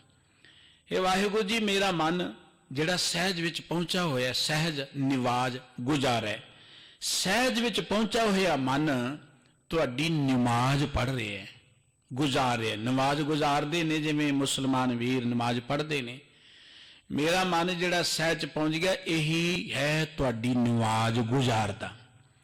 ਬਾਬਾ ਨਾਮਦੇਵ ਜੀ ਨੇ ਇਸ ਪੂਰੀ ਸ਼ਬਦਾਵਲੀ ਜਿਹੜੀ ਹੈ ਇਹ ਇਸਲਾਮ ਮਤ ਦੀ ਵਰਤੀ ਹੈ। ਅਬਦਾਲੀਆਂ ਵਾਲਾ ਰੂਪ ਪਰਮਾਤਮਾ ਦਾ ਦਰਸਾ ਕੇ ਸਰੀਰ ਨੂੰ ਮਸੀਤ ਦੱਸ ਦਿੱਤਾ ਹੈ, ਔਰ ਕਹਿ ਦਿੱਤਾ ਕਿ ਇਹਦੇ ਅੰਦਰ ਮਨ ਮਲਾਣਾ ਬਣ ਕੇ ਵਾਹਿਗੁਰੂ ਜੀ ਦੇ ਪਿਆਰ 'ਚ ਜੁੜ ਕੇ ਉਹਦੀ ਨਮਾਜ਼ ਗੁਜ਼ਾਰ ਰਿਹਾ ਹੈ। ਬੀਬੀ ਕੌਲਾਂ 100 ਕਾਇਨ ਤੇਰਾ, ਕੌਲਾਂ ਦਾ ਅਰਥ ਕਵਲਾ, ਕੌਲਾਂ ਦਾ ਅਰਥ ਹੈ ਮਾਇਆ, ਮਾਇਆ ਨੂੰ ਕੌਲਾਂ ਕਿਹਾ ਗਿਆ ਹੈ। ਇਹ ਜਿਹੜੀ ਬੀਬੀ ਕੌਲਾਂ ਮਾਇਆ ਜਿਹੜੀ ਹੈ 100 ਕਾਇਨ, ਕਾਇਨ ਕਹਿੰਦੇ ਨੇ ਨਿਕਾਹ ਨੂੰ, ਨਿਕਾਹ ਕਰਦੇ ਨੇ ਮੁਸਲਮਾਨ ਮਤ ਦੇ ਅੰਦਰ, ਜਿਵੇਂ ਆਪਾਂ ਆਨੰਦ ਕਾਰਜ ਕਰਦੇ ਹਾਂ, ਹਿੰਦੂ ਵੀਰਵਾਰ ਮਾਲਾ ਪਾਉਂਦੇ ਨੇ, ਇਵੇਂ ਮੁਸਲਮਾਨ ਮਤ ਦੇ ਅੰਦਰ ਨਿਕਾਹ ਕਰਦੇ ਨੇ। ਬੀਬੀ ਕੌਲਾਂ 100 ਕਾਇਨ ਤੇਰਾ, ਹੇ ਪ੍ਰਮਾਤਮਾ, ਹੇ ਵਾਹਿਗੁਰੂ, ਤੂੰ ਅਬਦਾਲੀਆਂ ਦੇ ਰੂਪ 'ਚ ਫਿਰਦਾ ਹੋਇਆ ਆ ਮੇਰੇ ਕੋਲ, ਇਹ ਸਾਰਾ ਆਕਾਸ਼ ਹੀ ਤੁਹਾਡੀ ਕੁਲਾ ਮੈਨੂੰ ਨਜ਼ਰ ਆ ਰਹੀ ਹੈ, ਇਹ ਸਾਰੇ ਪਤਾਲ ਤੁਹਾਡੀਆਂ ਖੜਾਵਾਂ ਨਜ਼ਰ ਆ ਰਹੀਆਂ ਨੇ। ਹੇ ਵਾਹਿਗੁਰੂ ਜੀਓ, ਇਹ ਸਾਰੇ ਸਰੀਰ ਹੀ ਮੈਨੂੰ ਤੁਹਾਡੀ ਪੋਸ਼ਾਕ ਨਜ਼ਰ ਆ ਰਹੇ ਨੇ। ਹੇ ਵਾਹਿਗੁਰੂ ਜੀ, ਇਹ 16 ਭਾਰ ਜਿਹੜੇ ਨੇ ਇਹ ਤੁਹਾਡਾ ਮੈਨੂੰ ਮੁਦਗਰ ਨਜ਼ਰ ਆ ਰਹੇ ਨੇ, ਔਰ ਇੱਥੇ ਹੀ ਬਸ ਨਹੀਂ ਹੈ, ਇਹ ਸਾਰੀ ਧਰਤੀ ਤੁਹਾਡਾ ਮੈਨੂੰ ਬਰਤਨ ਨਜ਼ਰ ਆ ਰਹੀ ਹੈ, ਔਰ ਸਰੀਰ ਜਿਹੜੀ ਮਸੀਤ ਹੈ, ਮੇਰਾ ਮਨ ਮਲਾਣਾ ਬਣ ਕੇ ਇੱਥੇ ਤੁਹਾਡੇ ਪਿਆਰ 'ਚ ਜੁੜ ਕੇ ਤੁਹਾਡੀ ਨਵਾਜ਼ ਗੁਜ਼ਾਰ ਰਿਹਾ ਹੈ। ਤੇ ਇਹ ਅਬਦਾਲੀ ਜਿਹੜਾ ਪਰਮਾਤਮਾ ਹੈ ਨਾ, ਬੀਬੀ ਕੌਲਾਂ 100 ਕਾਇਨ ਤੇਰਾ, ਬੀਬੀ ਕੌਲਾਂ ਦਾ ਅਰਥ ਹੈ ਮਾਇਆ। ਹੇ ਪ੍ਰਮਾਤਮਾ, ਮਾਇਆ ਦੇ ਨਾਲ ਤੁਹਾਡਾ ਨਿਕਾਹ ਹੋਇਆ, ਮਾਇਆ ਤੁਹਾਡੀ ਇਵੇਂ ਕਹਿ ਲਓ ਕਿ ਪਤਨੀ ਹੈ, ਮਾਇਆ ਤੇ ਇਵੇਂ ਕਹਿ ਲਓ ਪ੍ਰਮਾਤਮਾ ਤੇ ਮਾਇਆ ਤੋਂ ਕਹਿੰਦੇ ਨੇ ਕਿ ਇਹ ਜਗਤ ਦੀ ਉਤਪਤੀ ਹੋਈ ਹੈ। 100 ਕਾਇਨ ਤੇਰਾ, 100 ਮਹਿਣਾ ਜਿਹਨੂੰ ਆਪਾਂ ਕਹਿੰਦੇ ਨਾਲ, ਕਾਇਨ ਮਹਿਣਾ ਨਿਕਾਹ, ਬੀਬੀ ਕੌਲਾਂ ਜਿਹੜੀ ਮਾਇਆ ਹੈ ਇਹਦੇ ਨਾਲ ਤੁਹਾਡਾ ਨਿਕਾਹ ਹੋਇਆ ਹੈ। ਨਿਰੰਕਾਰ ਆਕਾਰ ਹੈ, ਨਿਰੰਕਾਰ ਦਾ ਅਰਥ ਕਿ ਆਕਾਰ ਤੋਂ ਰਹਿਤ ਪਰਮ ਪਿਤਾ ਪਰਮਾਤਮਾ ਜੀ, ਸਮੁੱਚੇ ਆਕਾਰ ਵਾਲੇ ਵਾਹਿਗੁਰੂ ਜੀਓ। ਵਾਹਿਗੁਰੂ ਨਿਰੰਕਾਰ ਵੀ ਹੈ ਤੇ ਆਕਾਰ ਵਾਲਾ ਵੀ ਹੈ। ਗੁਰੂ ਕੇ ਬਚਨ ਪੜ੍ਹਦੇ, ਸਹਿਸ ਤਵ ਨੈਨ ਨੈਨ ਹੈ ਤੋਹੇ ਕੋ ਸਹਿਸ ਮੂਰਤ ਨਨਾ ਏਕ ਤੋਹੀ। ਜੇ ਦੇਖੀਏ ਤੇ ਵਾਹਿਗੁਰੂ ਜੀ ਦੇ ਹਜ਼ਾਰਾਂ ਹੀ ਰੂਪ ਨੇ, ਹਜ਼ਾਰਾਂ ਹੀ ਅੱਖਾਂ ਨੇ, ਹਜ਼ਾਰਾਂ ਹੀ ਪੈਰ ਨੇ, ਹਜ਼ਾਰਾਂ ਹੀ ਹੱਥ ਨੇ, ਬੇਅੰਤ ਸਰੀਰ ਵਾਹਿਗੁਰੂ ਦੇ ਨੇ। ਜਦੋਂ ਆਪਾਂ ਕਹਿੰਦੇ ਸਾਰਿਆਂ 'ਚ ਪਰਮਾਤਮਾ ਹੈ ਤੇ ਸਾਰੇ ਰੂਪ ਹੀ ਵਾਹਿਗੁਰੂ ਜੀ ਦੇ ਨੇ, ਤੇ ਜਦੋਂ ਆਪਾਂ ਕਹਿੰਦੇ ਪਰਮਾਤਮਾ ਨਿਰਾਕਾਰ ਹੈ, ਫਿਰ ਤੇ ਰੱਬ ਦਾ ਕੋਈ ਰੂਪ ਨਹੀਂ ਹੈ, ਰੱਬ ਦਾ ਕੋਈ ਅੱਖਾਂ ਨਹੀਂ ਹੈ, ਰੱਬ ਦਾ ਕੋਈ ਸਰੀਰ ਨਹੀਂ ਹੈ, ਉਹ ਵਾਹਿਗੁਰੂ ਜੀ ਨਿਰਾਕਾਰ ਹੈ। ਗੁਰਬਾਣੀ ਕਹਿੰਦੀ ਨਿਰਗੁਣ ਸਰਗੁਣ ਨਿਰਗੁਣ ਨਿਰੰਕਾਰ ਸੁਨ ਸਮਾਧੀਆ, ਉਹ ਸਰਗੁਣ ਵੀ ਹੈ, ਉਹ ਨਿਰਗੁਣ ਵੀ ਹੈ। ਜਦੋਂ ਆਪਾਂ ਕਹਿੰਦੇ ਸਾਰਿਆਂ 'ਚ ਬੈਠੇ ਤੇ ਸਾਰੇ ਸਰੀਰ ਹੀ ਪਰਮਾਤਮਾ ਦੇ ਨੇ, ਜਦੋਂ ਆਪਾਂ ਕਹਿੰਦੇ ਸਾਰਿਆਂ ਤੋਂ ਨਿਰਲੇਪ ਹੈ, ਉਦੋਂ ਪਰਮਾਤਮਾ ਦਾ ਕੋਈ ਵੀ ਸਰੀਰ ਨਹੀਂ ਹੈ। ਬਾਬਾ ਨਾਮਦੇਵ ਸਾਹਿਬ ਜੀ ਕਹਿੰਦੇ ਨਿਰੰਕਾਰ ਆਕਾਰ ਹੈ, ਹੇ ਨਿਰਾਕਾਰ, ਹੇ ਆਕਾਰ ਵਾਲੇ ਵਾਹਿਗੁਰੂ ਜੀਓ, ਇਹ ਸਾਰੀ ਮਾਇਆ ਤੁਹਾਡੀ ਦਾਸੀ ਹੈ। हे ਵਾਹਿਗੁਰੂ ਜੀ, ਇਹ ਸਾਰਾ ਮੇਰਾ ਸਰੀਰ ਤੁਹਾਡੀ ਇੱਕ ਮਸੀਤ ਹੈ, ਜਿੱਥੇ ਮੇਰਾ ਮਨ ਤੁਹਾਡੀ ਨਮਾਜ਼ ਪੜ੍ਹ ਰਿਹਾ ਹੈ। ਇਸ ਤਰ੍ਹਾਂ ਦਾ ਰੂਪ ਬਾਬਾ ਨਾਮਦੇਵ ਜੀ ਨੇ ਉਸ ਪਰਮ ਪਿਤਾ ਪ੍ਰਮਾਤਮਾ ਦਾ ਚਿਤਰਿਤ ਕੀਤਾ। ਕਦੋਂ ਕੀਤਾ? ਜਦ ਅਗਲੀ ਪੰਕਤੀ ਪੜ੍ਹ ਕੇ ਸਮਝ ਆਏਗੀ ਕਿ ਭਗਤ ਕਰਤ ਮੇਰੇ ਤਾਲ ਛਿਨਾਏ, ਜਿੱਥੇ ਉਹਨੇ ਨਾ ਹਸਤ ਖੇਲਤ ਤੇਰੇ ਦੇਹਰੇ ਆਇਆ, ਭਗਤ ਕਰਤ ਨਾਮਾ ਪਕੜ ਉਠਾਇਆ। ਕਿ ਮਹਾਰਾਜ ਐਵੇਂ ਮਨ ਦੀ ਮੌਜ, ਹਸਤ ਖੇਡਦਾ ਕਿ ਐਵੇਂ ਮਨ ਦੀ ਮੌਜ ਤੁਹਾਡੇ ਮੰਦਰ 'ਚ ਆ ਗਿਆ, ਕਿ ਧਰਮ ਮੰਦਰ ਹੈ ਤੇ ਤੁਹਾਡੀ ਬੰਦਗੀ 'ਚ ਜੁੜ ਗਿਆ। ਪਰ ਭਗਤ ਕਰਤ ਨਾਮਾ ਪਕੜ ਉਠਾਇਆ, ਮੈਨੂੰ ਬੰਦਗੀ ਕਰਦੇ ਨੂੰ ਬਾਹੋਂ ਫੜ ਕੇ ਬਾਹਰ ਕੱਢ ਦਿੱਤਾ। ਇਸ ਕਰਕੇ ਕੱਢ ਦਿੱਤਾ ਕਿ ਛਿਪੇ ਕੇ ਜਨਮ ਕਾਹੇ ਕੋ ਆਇਆ, ਕਿ ਤੂੰ ਬ੍ਰਾਹਮਣ ਦੇ ਘਰ 'ਚ ਨਹੀਂ ਜਨਮਿਆ, ਤੈਨੂੰ ਤੇ ਇੱਥੇ ਅਧਿਕਾਰ ਹੀ ਨਹੀਂ ਹੈ, ਧਰਮ ਮੰਦਰ 'ਚ ਬੈਠਣ ਦਾ ਤੈਨੂੰ ਅਧਿਕਾਰ ਹੀ ਨਹੀਂ ਹੈ। ਬਾਬਾ ਨਾਮਦੇਵ ਜੀ ਉਸੇ ਘਟਨਾ ਨਾਲ ਇਸ ਗੱਲ ਨੂੰ ਜੋੜਦੇ, ਭਗਤ ਕਰਤ ਮੇਰੇ ਤਾਲ ਛਿਨਾਏ, ਤੁਹਾਡੀ ਬੰਦਗੀ ਕਰਦਿਆਂ, ਤੁਹਾਡੀ ਭਗਤੀ ਕਰਦਿਆਂ ਤਾਲ ਮਿਣਾ ਛੈਣੇ ਖੋਹ ਲਏ ਮੇਰੇ। ਛਿਨਾਏ ਦਾ ਅਰਥ ਹੈ ਕਿ ਛੁਡਾ ਦਿੱਤੇ ਮੇਰੇ ਛੈਣੇ। ਹੁਣ ਬਾਬਾ ਨਾਮਦੇਵ ਜੀ ਛੈਣੇ ਨਹੀਂ ਸਨ ਕੋ ਹੱਥ 'ਚ ਰੱਖਦੇ। ਹੁਣ ਬਾਬਾ ਕਬੀਰ ਸਾਹਿਬ ਜੀ ਦੀ ਬਚਨ ਪੜੋ। ਇੱਕ ਉਹਨਾਂ ਦਾ ਸ਼ਬਦ ਹੈ, ਭੂਖੇ ਭਗਤ ਨਾ ਕੀਜੈ, ਜੈ ਮਾਲਾ ਆਪਣੀ ਲੀਜੈ, ਹਉ ਮੰਗੋ ਸੰਤ ਨਰੇਨਾ, ਮੈਂ ਨਾਹੀ ਕਿਸੇ ਕਾ ਦੇਣਾ। ਹੁਣ ਬਾਬਾ ਕਬੀਰ ਜੀ ਮਾਲਾ ਰੱਖਦੇ ਸੀ ਕੋਈ ਕੋਲ? ਉਹ ਤੇ ਕਹਿੰਦੇ, ਕਬੀਰ ਮੇਰੀ ਸਿਮਰਨੀ ਰਸਨਾ ਉਪਰ ਰਾਮ। ਉਹਨਾਂ ਦੀ ਪਵਿੱਤਰ ਬਾਣੀ ਪੜੋ, ਉਹਨਾਂ ਨੇ ਮਾਲਾ ਦੀ ਕਿਤੇ ਪ੍ਰੋੜਤਾ ਨਹੀਂ ਕੀਤੀ। ਉਹ ਕਹਿੰਦੇ ਵਾਹਿਗੁਰੂ ਦਾ ਸਿਮਰਨ ਹੀ ਮਾਲਾ ਹੈ। ਉਹਨਾਂ ਨੇ ਬਾਹਰਲੇ ਇਹੋ ਜਿਹੀ ਕਿਸੇ ਚੀਜ਼ ਦੀ ਗੱਲ ਨਹੀਂ ਕੀਤੀ। ਲੇਕਿਨ ਮਾਲਾ ਜਾਂ ਇੱਕ ਥਾਂ ਤੇ ਹੋਰ ਸ਼ਬਦ ਆਉਂਦਾ ਹੈ ਭਗਤ ਕਬੀਰ ਜੀ ਦੇ ਪ੍ਰਥਾਏ ਬਿਲਾਵਲ ਰਾਗ 'ਚ, ਉਹਨਾਂ ਦੀ ਮਾਂ ਵੱਲੋਂ ਕਹੇ ਬਚਨ ਕਿ ਜਬ ਕੀ ਮਾਲਾ ਲਈ ਨਿਪੂਤੇ। ਨਿਪੂਤਾ ਕੀ ਹੈ? ਹੁਣ ਬਾਬਾ ਕਬੀਰ ਜੀ ਮਾਲਾ ਨਹੀਂ ਰੱਖਦੇ। ਥੋੜਾ ਜਿਹਾ ਬੰਦਾ ਕੋਈ ਧਰਮ ਸਥਾਨ ਵੱਲ ਨੂੰ ਝੁਕ ਜੇ ਨਾ, ਤੇ ਆਪਾਂ ਕਹਿੰਦੇ ਤੇ ਗੁਰਦੁਆਰੇ ਢੋਲਕੀ ਵਜਾਉਂਦਾ ਰਹਿੰਦਾ, ਹਾਲਾਂਕਿ ਉਹਨੇ ਢੋਲਕੀ ਵਜਾਈ ਨਹੀਂ ਹੁੰਦੀ। ਆਪਾਂ ਕਹਿੰਦੇ ਗੁਰਦੁਆਰੇ ਕੜਾਹ ਹੀ ਖਾਂਦਾ ਰਹਿੰਦਾ, ਹਾਲਾਂਕਿ ਉਹ ਕੜਾਹ ਨਹੀਂ ਖਾਂਦਾ ਸਾਰਾ ਦਿਨ। ਇੱਕ ਸ਼ਬਦਾਵਲੀ ਬਣ ਗਈ ਤੇ ਗੁਰਦੁਆਰੇ ਕੜਾਹ ਹੀ ਖਾਂਦਾ ਰਹਿੰਦਾ, ਇਹ ਤੇ ਗੁਰਦੁਆਰੇ ਰੋਟੀਆਂ ਹੀ ਖਾਂਦਾ ਰਹਿੰਦਾ। ਹਾਲਾਂਕਿ ਗੁਰਦੁਆਰੇ ਹਰ ਕਿਸੇ ਨੂੰ ਰੋਟੀਆਂ ਨਹੀਂ ਮਿਲਦੀਆਂ, ਹਰ ਕਿਸੇ ਨੂੰ ਕੜਾਹ ਨਹੀਂ ਮਿਲਦਾ, ਜਾਂ ਹਰ ਕੋਈ ਢੋਲਕੀ ਨਹੀਂ ਵਜਾਉਂਦਾ ਰਹਿੰਦਾ। ਕੁਝ ਕਹਾਵਤਾਂ ਬਣ ਜਾਂਦੀਆਂ ਨੇ ਜਿਹੜੀਆਂ ਮੂੰਹ ਚੜ ਜਾਂਦੀਆਂ ਨੇ। ਇਸੇ ਤਰੀਕੇ ਦੇ ਨਾਲ ਲੈ ਵੀ ਉਹਨੇ ਤੇ ਮਾਲਾ ਲੈ ਲਈ ਰੱਬ ਦੀ, ਹਾਲਾਂਕਿ ਅਗਲੇ ਨੇ ਮਾਲਾ ਫੜੀ ਵੀ ਨਾ ਹੋਵੇ, ਕਹਿੰਦੇ ਲੈ ਜੀ ਉਹ ਮਾਲਾ ਲੈ ਕੇ ਭਗਤ ਬਣ ਗਿਆ, ਹੁਣ ਉਹ ਤੇ ਘਰ-ਬਾਰ ਛੱਡ ਗਿਆ। ਕੁਝ ਗੱਲਾਂ ਜਿਹੜੀਆਂ ਨੇ ਉਹ ਆਮ ਜ਼ੁਬਾਨ ਤੇ ਚੜ ਜਾਂਦੀਆਂ ਨੇ। ਇਸੇ ਤਰੀਕੇ ਨਾਲ ਮਾਲਾ ਲਫ਼ਜ਼ ਜ਼ੁਬਾਨ 'ਚ ਚੜ ਗਿਆ। ਬਾਬਾ ਕਬੀਰ ਜੀ ਮਾਲਾ ਵਰਤਦੇ ਨਹੀਂ ਸਨ, ਤੇ ਬਾਬਾ ਕਬੀਰ ਸਾਹਿਬ ਜੀ ਨੇ ਜਦੋਂ ਕਿਹਾ ਨਾ ਕਿ ਜੈ ਮਾਲਾ ਆਪਣੀ ਲੀਜੇ, ਉਹਦਾ ਅਰਥ ਹੈ ਕਿ ਮੈਂ ਕੋਈ ਦਿਖਾਵਾ ਦਿਖੂਆ ਨਹੀਂ ਕਰਦਾ, ਮੈਨੂੰ ਤਾਂ ਲੋੜ ਹੈ ਤੇਰੇ ਪਿਆਰ ਦੀ, ਤੇ ਮੈਨੂੰ ਜ਼ਿੰਦਗੀ 'ਚ ਗੁਜ਼ਰਾਨ ਦੀ ਵੀ ਲੋੜ ਹੈ, ਭੁੱਖਿਆਂ ਭਗਤੀ ਨਹੀਂ ਹੋਣੀ। ਇੱਥੇ ਬਾਬਾ ਨਾਮਦੇਵ ਜੀ ਦੇ ਨਾਲ ਇੱਕ ਬਚਨ ਜੁੜਿਆ ਕਿ ਭਗਤ ਕਰਤ ਮੇਰੇ ਤਾਲ ਛਿਨਾਏ। ਮਹਾਰਾਜ ਤੁਹਾਡੀ ਬੰਦਗੀ ਕਰਦਾ ਸਾਂ, ਮੇਰੇ ਤਾਲ ਛਿਨਾਏ, ਤਾਲ ਮੇਣਾ ਛੈਣੇ। ਹੁਣ ਬਾਬਾ ਨਾਮਦੇਵ ਜੀ ਛੈਣੇ ਨਹੀਂ ਸਨ ਵਜਾਉਂਦੇ, ਇੱਥੇ ਤਾਲ ਛਿਨਾਏ ਦਾ ਅਰਥ ਹੈ ਕਿ ਮੈਂ ਤੁਹਾਡੇ ਪਿਆਰ ਜੁੜਿਆ ਸੀ, ਮੈਨੂੰ ਬਾਹਰ ਕੱਢ ਦਿੱਤਾ ਉੱਥੋਂ। ਕਿ ਬਿਦ ਕੇ ਪੈ ਕਰੂੰ ਪੁਕਾਰਾ, ਮਹਾਰਾਜ ਤੁਹਾਡੇ ਪਿਆਰ 'ਚ ਜੁੜਿਆ ਸਾਂ। ਤਾਲ ਛਿਨਾਏ ਲਫ਼ਜ਼ ਦੇ ਕਿ ਤੁਸੀਂ ਮੇਰੇ ਕੋਲੋਂ ਇਹ ਛਿਨਾਏ ਨੇ, ਹੋਰ ਕਿਸੇ ਨੇ ਨਹੀਂ। ਪਰਮਾਤਮਾ ਜੀ ਤੁਸੀਂ ਮੇਰੇ ਕੋਲੋਂ ਇਹ ਤਾਲ ਛਿਨਾਏ ਦਾ ਅਰਥ ਕਿ ਤੁਸੀਂ ਮੈਨੂੰ ਉੱਥੋਂ ਆਪ ਹੀ ਬਾਹਰ ਕਢਾਇਆ ਮੰਦਰ 'ਚੋਂ। ਰੱਬ ਦੇ ਪਿਆਰੇ ਕਿਸੇ ਨੂੰ ਦੋਸ਼ ਨਹੀਂ ਦਿੰਦੇ। ਦੇਖੋ ਗੁਰੂ ਰਾਮਦਾਸ ਜੀ ਦਾ ਇਹ ਪਾਵਨ ਬਚਨ, ਜਿੱਥੇ ਕਹਿੰਦੇ ਹਰ ਜਨ ਰਾਮ ਨਾਮ ਗੁਣ ਗਾਵੇ, ਜੇ ਕੋਈ ਨਿੰਦ ਕਰੇ ਹਰ ਜਨ ਕੀ ਆਪਣਾ ਗੁਣ ਨਾ ਗਵਾਵੇ। ਰੱਬ ਦਾ ਪਿਆਰਾ ਤਾਂ ਰੱਬ ਦੇ ਹੀ ਗੁਣ ਗਾਉਂਦਾ ਹੈ, ਭਾਵੇਂ ਕੋਈ ਦੀ ਨਿੰਦਾ ਕਰੇ। ਤੇ ਜੇ ਕੋਈ ਦੀ ਨਿੰਦਾ ਵੀ ਕਰਦਾ ਨਾ, ਉਹ ਕਹਿੰਦਾ ਹਰ ਆਪੇ ਬੋਲ ਬੁਲਾਵੇ। ਇਹ ਪਰਮਾਤਮਾ ਹੀ ਉਹਦੇ ਕੋਲੋਂ ਇਹ ਬੋਲ ਬੁਲਾ ਰਿਹਾ ਹੈ। ਹਰ ਥਾਂ ਤੇ ਪਰਮਾਤਮਾ ਆਪ ਬੈਠਾ ਬੋਲ ਰਿਹਾ ਹੈ। ਉਹਨੂੰ ਨਿੰਦਕਾਂ ਵਿੱਚੋਂ ਹੀ ਪਰਮਾਤਮਾ ਨਜ਼ਰ ਆ ਰਿਹਾ ਹੈ। ਨਿੰਦਕਾਂ ਵਿੱਚ ਵੀ ਬੈਠਾ ਪਰਮਾਤਮਾ ਹੀ ਨਜ਼ਰ ਆਇਆ ਕਿ ਪਰਮਾਤਮਾ ਮੇਰੀ ਨਿੰਦਾ ਕਰ ਰਿਹਾ। ਇਹ ਨਹੀਂ ਕਰ ਰਹੇ, ਪਰਮਾਤਮਾ ਕਰਾ ਰਿਹਾ ਇਹਨਾਂ ਕੋਲੋਂ। ਇਦਾਂ ਹੀ ਬਾਬਾ ਨਾਮਦੇਵ ਜੀ ਇੱਥੇ ਕਹਿੰਦੇ ਨੇ ਕਿ ਭਗਤ ਕਰਤ ਮੇਰੇ ਤਾਲ ਛਿਨਾਏ।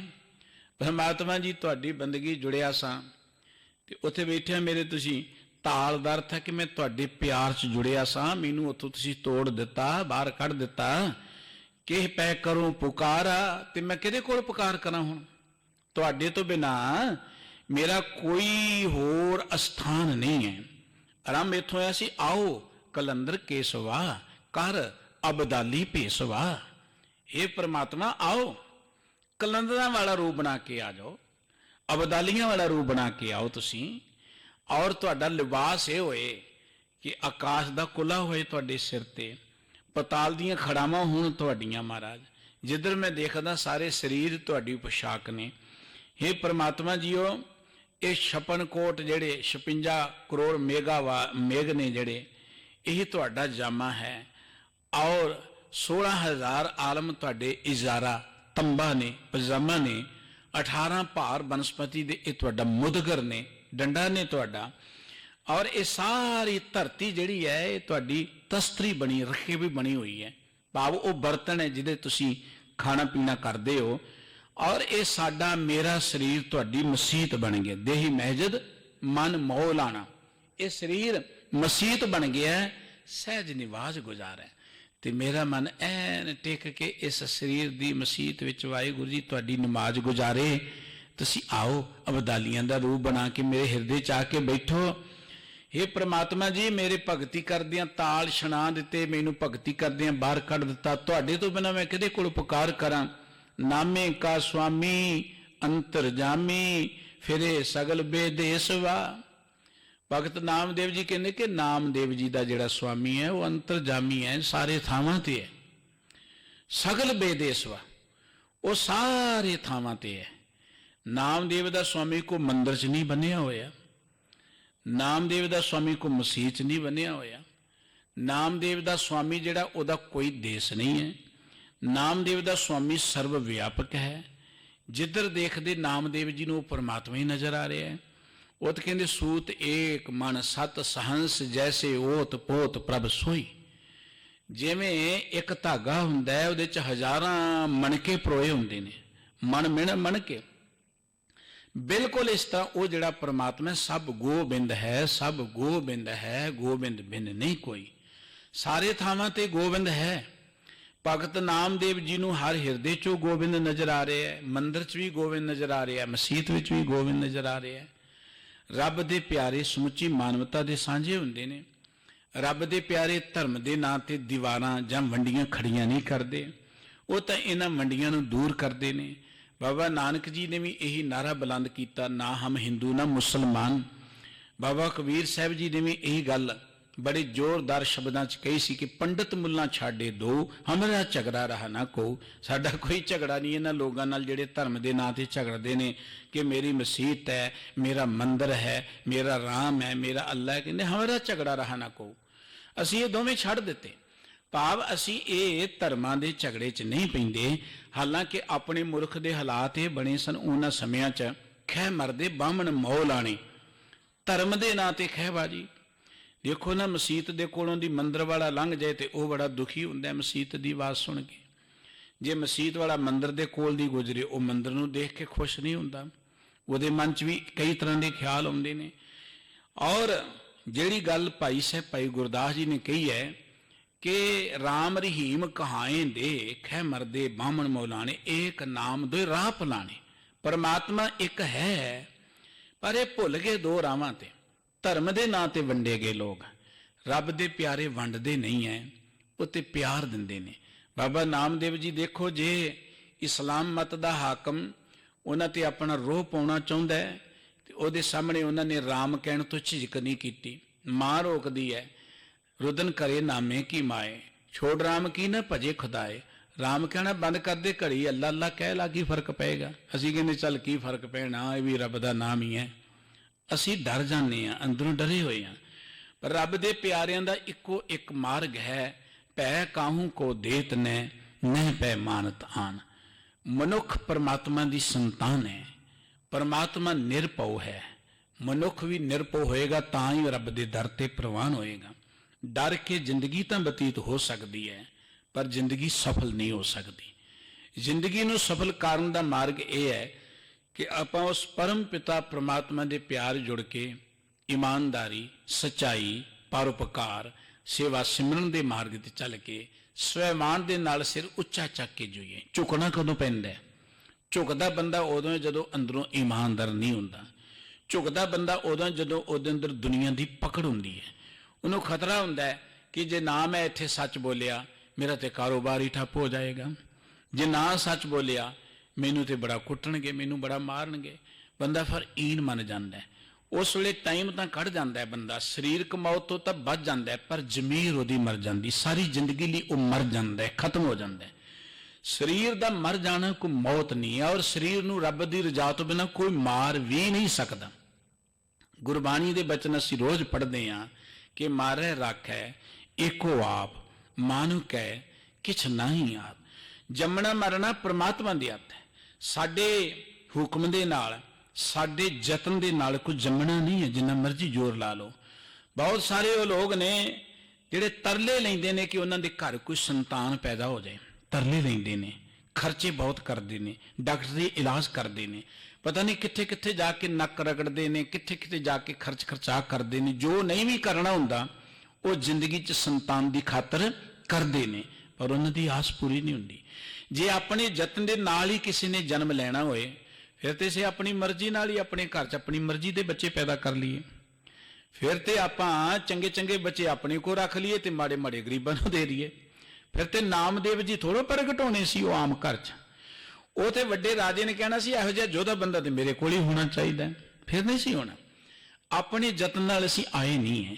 गुरबाणी कहती आखण जोर चुपे न जोर, जोर न जीवन मर न जोर, जोर न राज माल मन शोर, जोर न सुरती ज्ञान विचार, जोर न जुगती छुटे संसार, जिस हाथ जोर कर वेखै सोए, नानक उत्तम नीच न कोई। इते जिस परमात्मा के हाथ च ताकत है वह वरतदा है, उहदे हुक्म च ही जम्मण है, उहदे हुक्म च ही मौत है। जे जन्म उहदी रजा च मिले, जे जन्म उहदी कृपा सदका मिले है तो मौत भी उहदे हुक्म च है, मौत किसी मनुख के हाथ च नहीं है। ਜਿਹੜੇ लोग सोचते हैं कि असी किसी ਨੂੰ मार देवांगे, मौत साडे हथ च है, दरअसल उन्होंने अपनी मौत का ही नहीं पता, उन्होंने अपनी मौत का ही पता नहीं हुंदा। वैसे भी शरीरक तौर पर मरन के नाल कोई मर नहीं जाता। बहुत सारे लोग ने जिन्होंने शरीरक तौर पर हुकूमतां ने विरोधियों ने मारन का यतन किया और शरीरक तौर पर उन्होंने शरीर की होंद को खत्म कर दिता, पर की उन्होंने होंद को खत्म कर दिता। सूबा सरहंद दी कचहरी च फतवा दिता गया कि साहिबजादियों को नीहां विच चिण के कतल कर दिता जाए, खत्म कर दिता जाए। कि वह सूबा सरहंद साहिबजादियों को खत्म कर सकिया? साहिबजादे तो सदा कायम ही रहणगे। उन्हां दीयां यादां फतेहगढ़ साहिब बन गईयां। सूबे सरहंद की कोई यादगार नहीं है, औरंगजेब की कोई यादगार नहीं है। ये गुरु तेग बहादुर साहब जी की यादगार हमेशा इस धरती ते गूंजदी रहेगी। करोड़ों लोग उत्थे अपने मस्तक झुकाउंदे ने, उस थान की धूड़ नूं मिट्टी नूं अपनी मस्तक नाल लाउण च सुभाग गिणदे ने। कदी औरंगजेब की कबर ते भी करोड़ों लोग इकट्ठे हुए ने। उत्थे ते कबूतर विठा करते, जाके देख लो, औरंगाबाद के नेड़े जे है, कबूतर विठा करते ने। मनुख हंकार दे नशे च सोचदा है कि मैं किसी नूं खत्म कर सकदा हां, मैं किसी नूं रोटी दे सकदा। ये मनुख की अज्ञानता है। बाबा नामदेव जी जिन्होंने पता है कि स्वयंमान नाल जीना ही एक जिंदगी है, झुक के जीना कोई जिंदगी नहीं है। उहदे नालों ते शरीरक मौत आ जाए वधिया है। देखो ना, शरीर एक मुर्दा ही तुरया फिरे, वो शरीर कहता है अंदर मुर्दा होए, और शरीर कोई नहीं है। भगत जी ने बादशाह की परवाह नहीं की ते बड़ी दलेरी दे नाल भगत जी जिथे आप इनकलाबी सोच विच रहे, उन्होंने बादशाह के अंदर भी इंसानियत पैदा करती। बादशाह कहंदा बख्शी हिंदू मैं तेरी गाय, मैं तेरी गऊ बन के रवांगा। बादशाह नूं भी गऊ बना दिता, उहदे अंदर एक गऊ जिउंदी कर दी सी। किन्ने कि गऊ किहड़ी जिंदी कीती है। बादशाह जिहड़ा हंकारी सी, बादशाह हंकारी सी, वो गऊ बन गया। उहदे अंदर गऊ दा अर्थ निर्माणता पैदा हो गई, गरीबी पैदा हो गई, उहदे अंदरों अहंकार मिट गया। वो बाबा नामदेव जी जे एक बादशाह के सामने ने ते तां मुसलमान के सामने कहते मैं राम सिमरन करना बंद नहीं करना तेरे कहण ते, मैं तो उन्होंने ही चेते करांगा। ते जे बाबा नामदेव जी नूं धर्म मंदिर चों बाहर कढ़ दिता गया ते उत्थे वो बैठ के परमात्मा नूं अबदालियां दे रूप च देख रहे ने। अबदाली मुसलमान कलंदर फकीर हुंदे ने, ਉਹਨਾਂ ਦੇ ਸਾਰੇ ਸਰੂਪ ਨੂੰ ਬਿਆਨ ਕਰਦਿਆਂ ਅਖੀਰ ਤੇ ਉਹਨਾਂ ਕਹਿਤਾ ਕਿ ਨਾਮੇ ਕਾ ਸੁਆਮੀ ਅੰਤਰਜਾਮੀ ਫਿਰ ਸਗਲ ਬੇਦੇਸਵਾ, ਕਿ ਨਾਮਦੇਵ ਦਾ ਸੁਆਮੀ ਤਾਂ ਅੰਤਰਜਾਮੀ ਹੈ, ਉਹ ਸਾਰੇ ਥਾਵਾਂ ਤੇ ਹੈ, ਉਹਦਾ ਕੋਈ ਦੇਸ਼ ਨਹੀਂ ਹੈ। ਬਾਬਾ ਕਬੀਰ ਸਾਹਿਬ ਜੀ ਨੇ ਕਿਹਾ ਸੀ ਦੱਖਣ ਦੇਸ਼ ਹਰੀ ਕਾ ਵਾਸਾ ਪੱਛਮ ਅਲੋ ਮਕਾਮਾ। ਤੁਸੀਂ ਕਹਿੰਦੇ ਦੱਖਣ 'ਚ ਰੱਬ ਕਹਿੰਦਾ ਹੈ, ਕੋਈ ਕਹਿੰਦਾ ਪੱਛਮ ਵਿੱਚ ਰਹਿੰਦਾ ਹੈ, ਤੇ ਭਗਤ ਜੀ ਅਖਤਾ ਕਹਿੰਦੇ ਫਿਰ ਅਵਰ ਮੁਲਕ ਕਿਸ ਕੇਰਾ, ਇਹ ਬਾਕੀ ਦੁਨੀਆ ਕਿਹਦੀ ਹੈ ਭਾਈ? ਜੇ ਉਹ ਦੱਖਣ 'ਚ ਰਹਿੰਦਾ ਹੈ, ਪੱਛਮ 'ਚ ਰਹਿੰਦਾ ਹੈ, ਤੇ ਬਾਕੀ ਦੁਨੀਆ ਕਿਹਦੀ ਹੈ? ਕਲਗੀਧਰ ਪਾਤਸ਼ਾਹ ਜੀ ਨੇ ਜਿਹੜੀ ਗੱਲ ਕਹੀ ਹੈ ਨਾ ਕਿ ਦੇਹੁ ਰਾਹ ਮਸੀਤ ਸੋਈ, ਪੂਜਾ ਹੋ ਨਮਾਜ਼ ਹੋਈ, ਦੂਸਰੂ ਨਾ ਭੇਦ ਕੋਈ, ਭੂਰ ਪਰ ਮਾਨੋ। ਦਿਓਰੇ 'ਚ ਵੀ ਉਹੀ ਹੈ, ਮਸੀਤ ਵਿੱਚ ਵੀ ਉਹੀ ਹੈ। ਇਹ ਨਹੀਂ ਕਿ ਦਿਓਰੇ 'ਚ ਬੈਠਾ ਮਸੀਤ 'ਚ ਨਹੀਂ ਹੈ। ਪਰਮਾਤਮਾ ਤੋਂ ਬਿਨਾਂ ਹੋਰ ਕੋਈ ਹੈ ਹੀ ਨਹੀਂ ਹੈ। ਦੇਖੋ ਕਿੰਨੇ ਮਹਾਨ ਉਦਾਰ ਦਿਲ ਬਚਨ ਨੇ ਰੱਬੀ ਪਿਆਰਿਆਂ ਦੇ, ਜਿੱਥੇ ਕਹਿੰਦੇ ਕੋਈ ਪਿਓ ਮੁੰਡਿਆ ਸੰਨਿਆਸੀ, ਕੋਈ ਜੋਗੀ ਪਿਓ, ਕੋਈ ब्रह्मचारी, कोई जति हनुमान वो, हिंदू तुरु कोई मराफ जी, इमाम साफी मानस की जात सब है एक पहचान वो। और कुरान चों प्राण चों सारे थावां तो परमात्मा ही नजर आ रहे हैं। परमात्मा का कोई एक मुल्क नहीं है, परमात्मा को बन के नहीं रखा जा सकता। दरअसल जिहड़े धर्म स्थान सन ये धर्म नाल जुड़न का स्थान सन, धर्म नूं जानन का स्थान। गुरुद्वारा ज्ञान का केंद्र है, गुरुद्वारा पूजा का केंद्र नहीं है कि इत्थे इन्ने दिन मत्था टेकांगे तो रब के दर ते पूजा प्रवान हो जाएगी। जी आया नूं जिहड़ा जिन्ने दिन भी आउंदा है, पर गुरुद्वारा ज्ञान का केंद्र है कि इत्थों असीं ज्ञान लैणा है कि साडी जिंदगी की अहमियत की है। असीं ज्ञान लैणा है कि परमात्मा है की है, परमात्मा नाल जुड़ना किवें है, परमात्मा की सिफत सलाह किवें करनी है। तो ज्ञान का केंद्र साडा स्कूल है। गुरबाणी विच सत संगत नूं सतगुरु जी ने स्कूल के, सत संगत सतगुरु चट साल है। चट चाटड़े तो लफ्ज बने चट साल, जिथे चाटड़े आउंदे ने विद्यार्थी आउंदे ने। असीं विद्यार्थी हाँ, मतां किते समझ लेना कि मैं बड़ा वड्डा ज्ञानी हाँ, मैं बड़ी सेवा करदा, ये साडी अज्ञानता ही है, इदों वध कुछ नहीं है। असीं सारे ही चाटड़े हाँ, स्टूडेंट हैं, विद्यार्थी हाँ, कुछ सीखण लई आए हाँ। सिख दा वैसे भी अर्थ स्टूडेंट ही हुंदा है, सिख दा अर्थ स्टूडेंट। असीं सारी जिंदगी सीखना ही है, दरअसल कुछ कुछ जानना ही है। इस करके गुरुद्वारा ज्ञान का केंद्र है। मसीत धर्म के नाल जुड़न का एक स्थान है, जिथों धर्म की सोझी मिले कि धर्म है की है। मंदिर एक धर्म नाल जुड़न का स्थान है, जिथों धर्म का सानू ज्ञान मिले धर्म है की है। और सतगुरु जी ने कितनी उदार दिली वरती। जो देखा कि दुनिया दुखा च ईरखा च वैर विरोध सड़ रही है, सतगुरु जी कहते जगत जलंदा रख लै अपनी कृपा धार। वाहिगुरु आ जिहड़ी दुनिया सड़ रही है ना, इनू बचा लै, जिवें मर्जी बचा लै। जित दुआरे उभर है तित्ते लेहो उभार। जिस भी तरीके राही ये बच सकते हैं। कोई मंदिर च जाके बच जे, बचा लै। कोई मसीत जाके बच जे, बचा लै। किते उत्थे जाके होर नफरत की अग ना बले इन्हां दे अंदर, दूजियां दे प्रति किते वैर भावना ना पैदा होए। ਜਿਹੜਾ ਮਨੁੱਖ ਧਾਰਮਿਕ ਲਿਬਾਸ ਪਾ ਕੇ ਧਰਮ ਦੀ ਦੁਨੀਆ 'ਚ ਰਹਿ ਕੇ, ਧਰਮ ਅਸਥਾਨ ਤੇ ਰਹਿ ਕੇ ਧਰਮ ਗ੍ਰੰਥ ਪੜ੍ਹਦੇ ਆ, ਮਨੁੱਖਤਾ ਦੇ ਅੰਦਰ ਨਫ਼ਰਤ ਪੈਦਾ ਕਰਦਾ ਹੈ, ਉਹ ਸਭ ਤੋਂ ਡਿੱਗਿਆ ਹੋਇਆ ਇਨਸਾਨ ਇਸ ਧਰਤੀ ਤੇ। ਉਦੋਂ ਵੱਡਾ ਨੀਚ ਹੋਰ ਕੋਈ ਹੋ ਹੀ ਨਹੀਂ ਸਕਦਾ। ਜਿਹੜਾ ਧਰਮ ਦੇ ਨਾਂ ਤੇ ਵੰਡੀਆਂ ਪਾਉਂਦਾ ਹੈ, ਧਰਮ ਦੇ ਨਾਂ ਤੇ ਨਫ਼ਰਤ ਕਰਦਾ ਹੈ, ਜਿਹੜਾ ਧਰਮ ਦੇ ਨਾਂ ਤੇ ਮਨੁੱਖਤਾ ਦਾ ਸ਼ੋਸ਼ਣ ਕਰਦਾ ਹੈ। ਧਰਮ ਦੇ ਨਾਂ ਤੇ ਦੇਖਦੇ ਤੁਸੀਂ ਮੱਥੇ ਟਿਕਾਈ ਜਾਂਦੇ ਨੇ, ਧਰਮ ਦੇ ਨਾਂ ਤੇ ਲੋਕਾਂ ਦੀ ਦਸਾਂ ਨਵਾਂ ਦੀ ਕਿਰਤ ਨੂੰ ਲੁੱਟਿਆ ਜਾਂਦਾ ਹੈ। ਇਹ ਪਾਠ ਕਰਾਓ, ਤੁਹਾਨੂੰ ਆਹ ਚੀਜ਼ ਮਿਲੇਗੀ, ਇੰਨੇ ਪੈਸੇ ਦੇ ਦਿਓ। ਸਭ ਤੋਂ ਜ਼ਿਆਦਾ ਮਨੁੱਖਤਾ ਦਾ ਸ਼ੋਸ਼ਣ ਜਿਹੜਾ ਹੈ ਉਹ ਅਖੌਤੀ ਧਾਰਮਿਕ ਲੋਕਾਂ ਨੇ ਕੀਤਾ, ਤੇ ਇਹ ਲੋਕ ਸਭ ਤੋਂ ਨੀਵੇਂ ਡਿੱਗੇ ਹੋਏ ਲੋਕ ਨੇ। ਇਹਨਾਂ ਨੂੰ ਧਾਰਮਿਕ ਨਾ ਸਮਝ ਲੈਣਾ। ਇਹਦੋਂ ਵੱਡੀ ਨੀਵੀਂ ਬਿਰਤੀ ਕੀ ਹੋ ਸਕਦੀ ਕਿ ਧਰਮ ਸਥਾਨਾਂ ਤੇ ਬੈਠ ਕੇ ਲੋਕਾਂ 'ਚ ਨਫ਼ਰਤ ਪੈਦਾ ਕਰਨੀ, ਧਰਮ ਸਥਾਨਾਂ ਤੇ ਬੈਠ ਕੇ ਧਰਮ ਦੇ ਨਾਂ ਤੇ ਲੋਕਾਂ ਦੀ ਲੁੱਟ ਖਸੁੱਟ ਕਰਨੀ। ਅਸੀਂ ਬਾਹਰ ਕਿਤੇ ਬਾਜ਼ਾਰ 'ਚ ਜਾਈਏ, ਕੋਈ ਹੇਰਾ ਫੇਰੀ ਕਰ ਲਈਏ, ਇਸ ਕਹਿੰਦੇ ਬੇਈਮਾਨ ਬੰਦਾ ਹੈ ਤੇ ਦੁਕਾਨ ਤੇ ਬੈਠਾ ਬੇਈਮਾਨ। ਅਸੀਂ ਉਹਦੇ ਵਿੱਚ ਰੌਲਾ ਪਾਉਂਦੇ, ਹੇਰਾ ਫੇਰੀ ਕਰਦਾ ਹੈ, ਬੇਈਮਾਨੀ ਕਰਦਾ ਹੈ, ਇਹਦਾ ਵਪਾਰ ਜਿਹੜਾ ਹੈ ਚੰਗਾ ਨਹੀਂ ਹੈ, ਅਸੀਂ ਬਾਈਕਾਟ ਕਰ ਦਿੰਦੇ ਹਾਂ। ਲੋੜ ਤਾਂ ਇਹ ਹੈ ਕਿ ਜਿਹੜੇ ਧਰਮ ਦੇ ਨਾਂ ਤੇ ਮਨੁੱਖਤਾ ਨਾਲ ਬੇਈਮਾਨੀ ਕਰਦੇ ਨੇ, ਧਰਮ ਦੇ ਨਾਂ ਤੇ ਕਿੱਡਾ ਵੱਡਾ ਸ਼ੋਸ਼ਣ ਕੀਤਾ ਜਾਂਦਾ ਹੈ ਮਨੁੱਖ ਦਾ। ਤੁਸੀਂ ਇੱਥੇ ਇਹ ਕੁਝ ਕਰਦੇ ਹੋ, ਤੁਹਾਨੂੰ ਅੱਗੇ ਸਵਰਗ ਮਿਲੇਗਾ। ਅੱਗੇ ਸਵਰਗ ਦਾ ਕੀ ਮਤਲਬ ਹੋਇਆ? ਜਿਉਂਦੇ ਜੇ ਅਸੀਂ ਨਰਕਾਂ 'ਚ ਰਹੀਏ ਤੇ ਮਰਨ ਤੋਂ ਬਾਅਦ ਸਵਰਗ ਦੀ ਲੋੜ ਹੀ ਕੀ ਹੈ? ਲੋੜ ਤੇ ਹੁਣ ਹੈ ਸਾਨੂੰ, ਲੋੜ ਤਾਂ ਸਵਰਗ ਦੀ ਹੋਣ ਹੈ, ਲੋੜ ਤਾਂ ਮੁਕਤੀ ਦੀ ਹੋਣ ਹੈ, ਲੋੜ ਤਾਂ ਸੁਖ ਦੀ ਹੋਣ ਹੈ।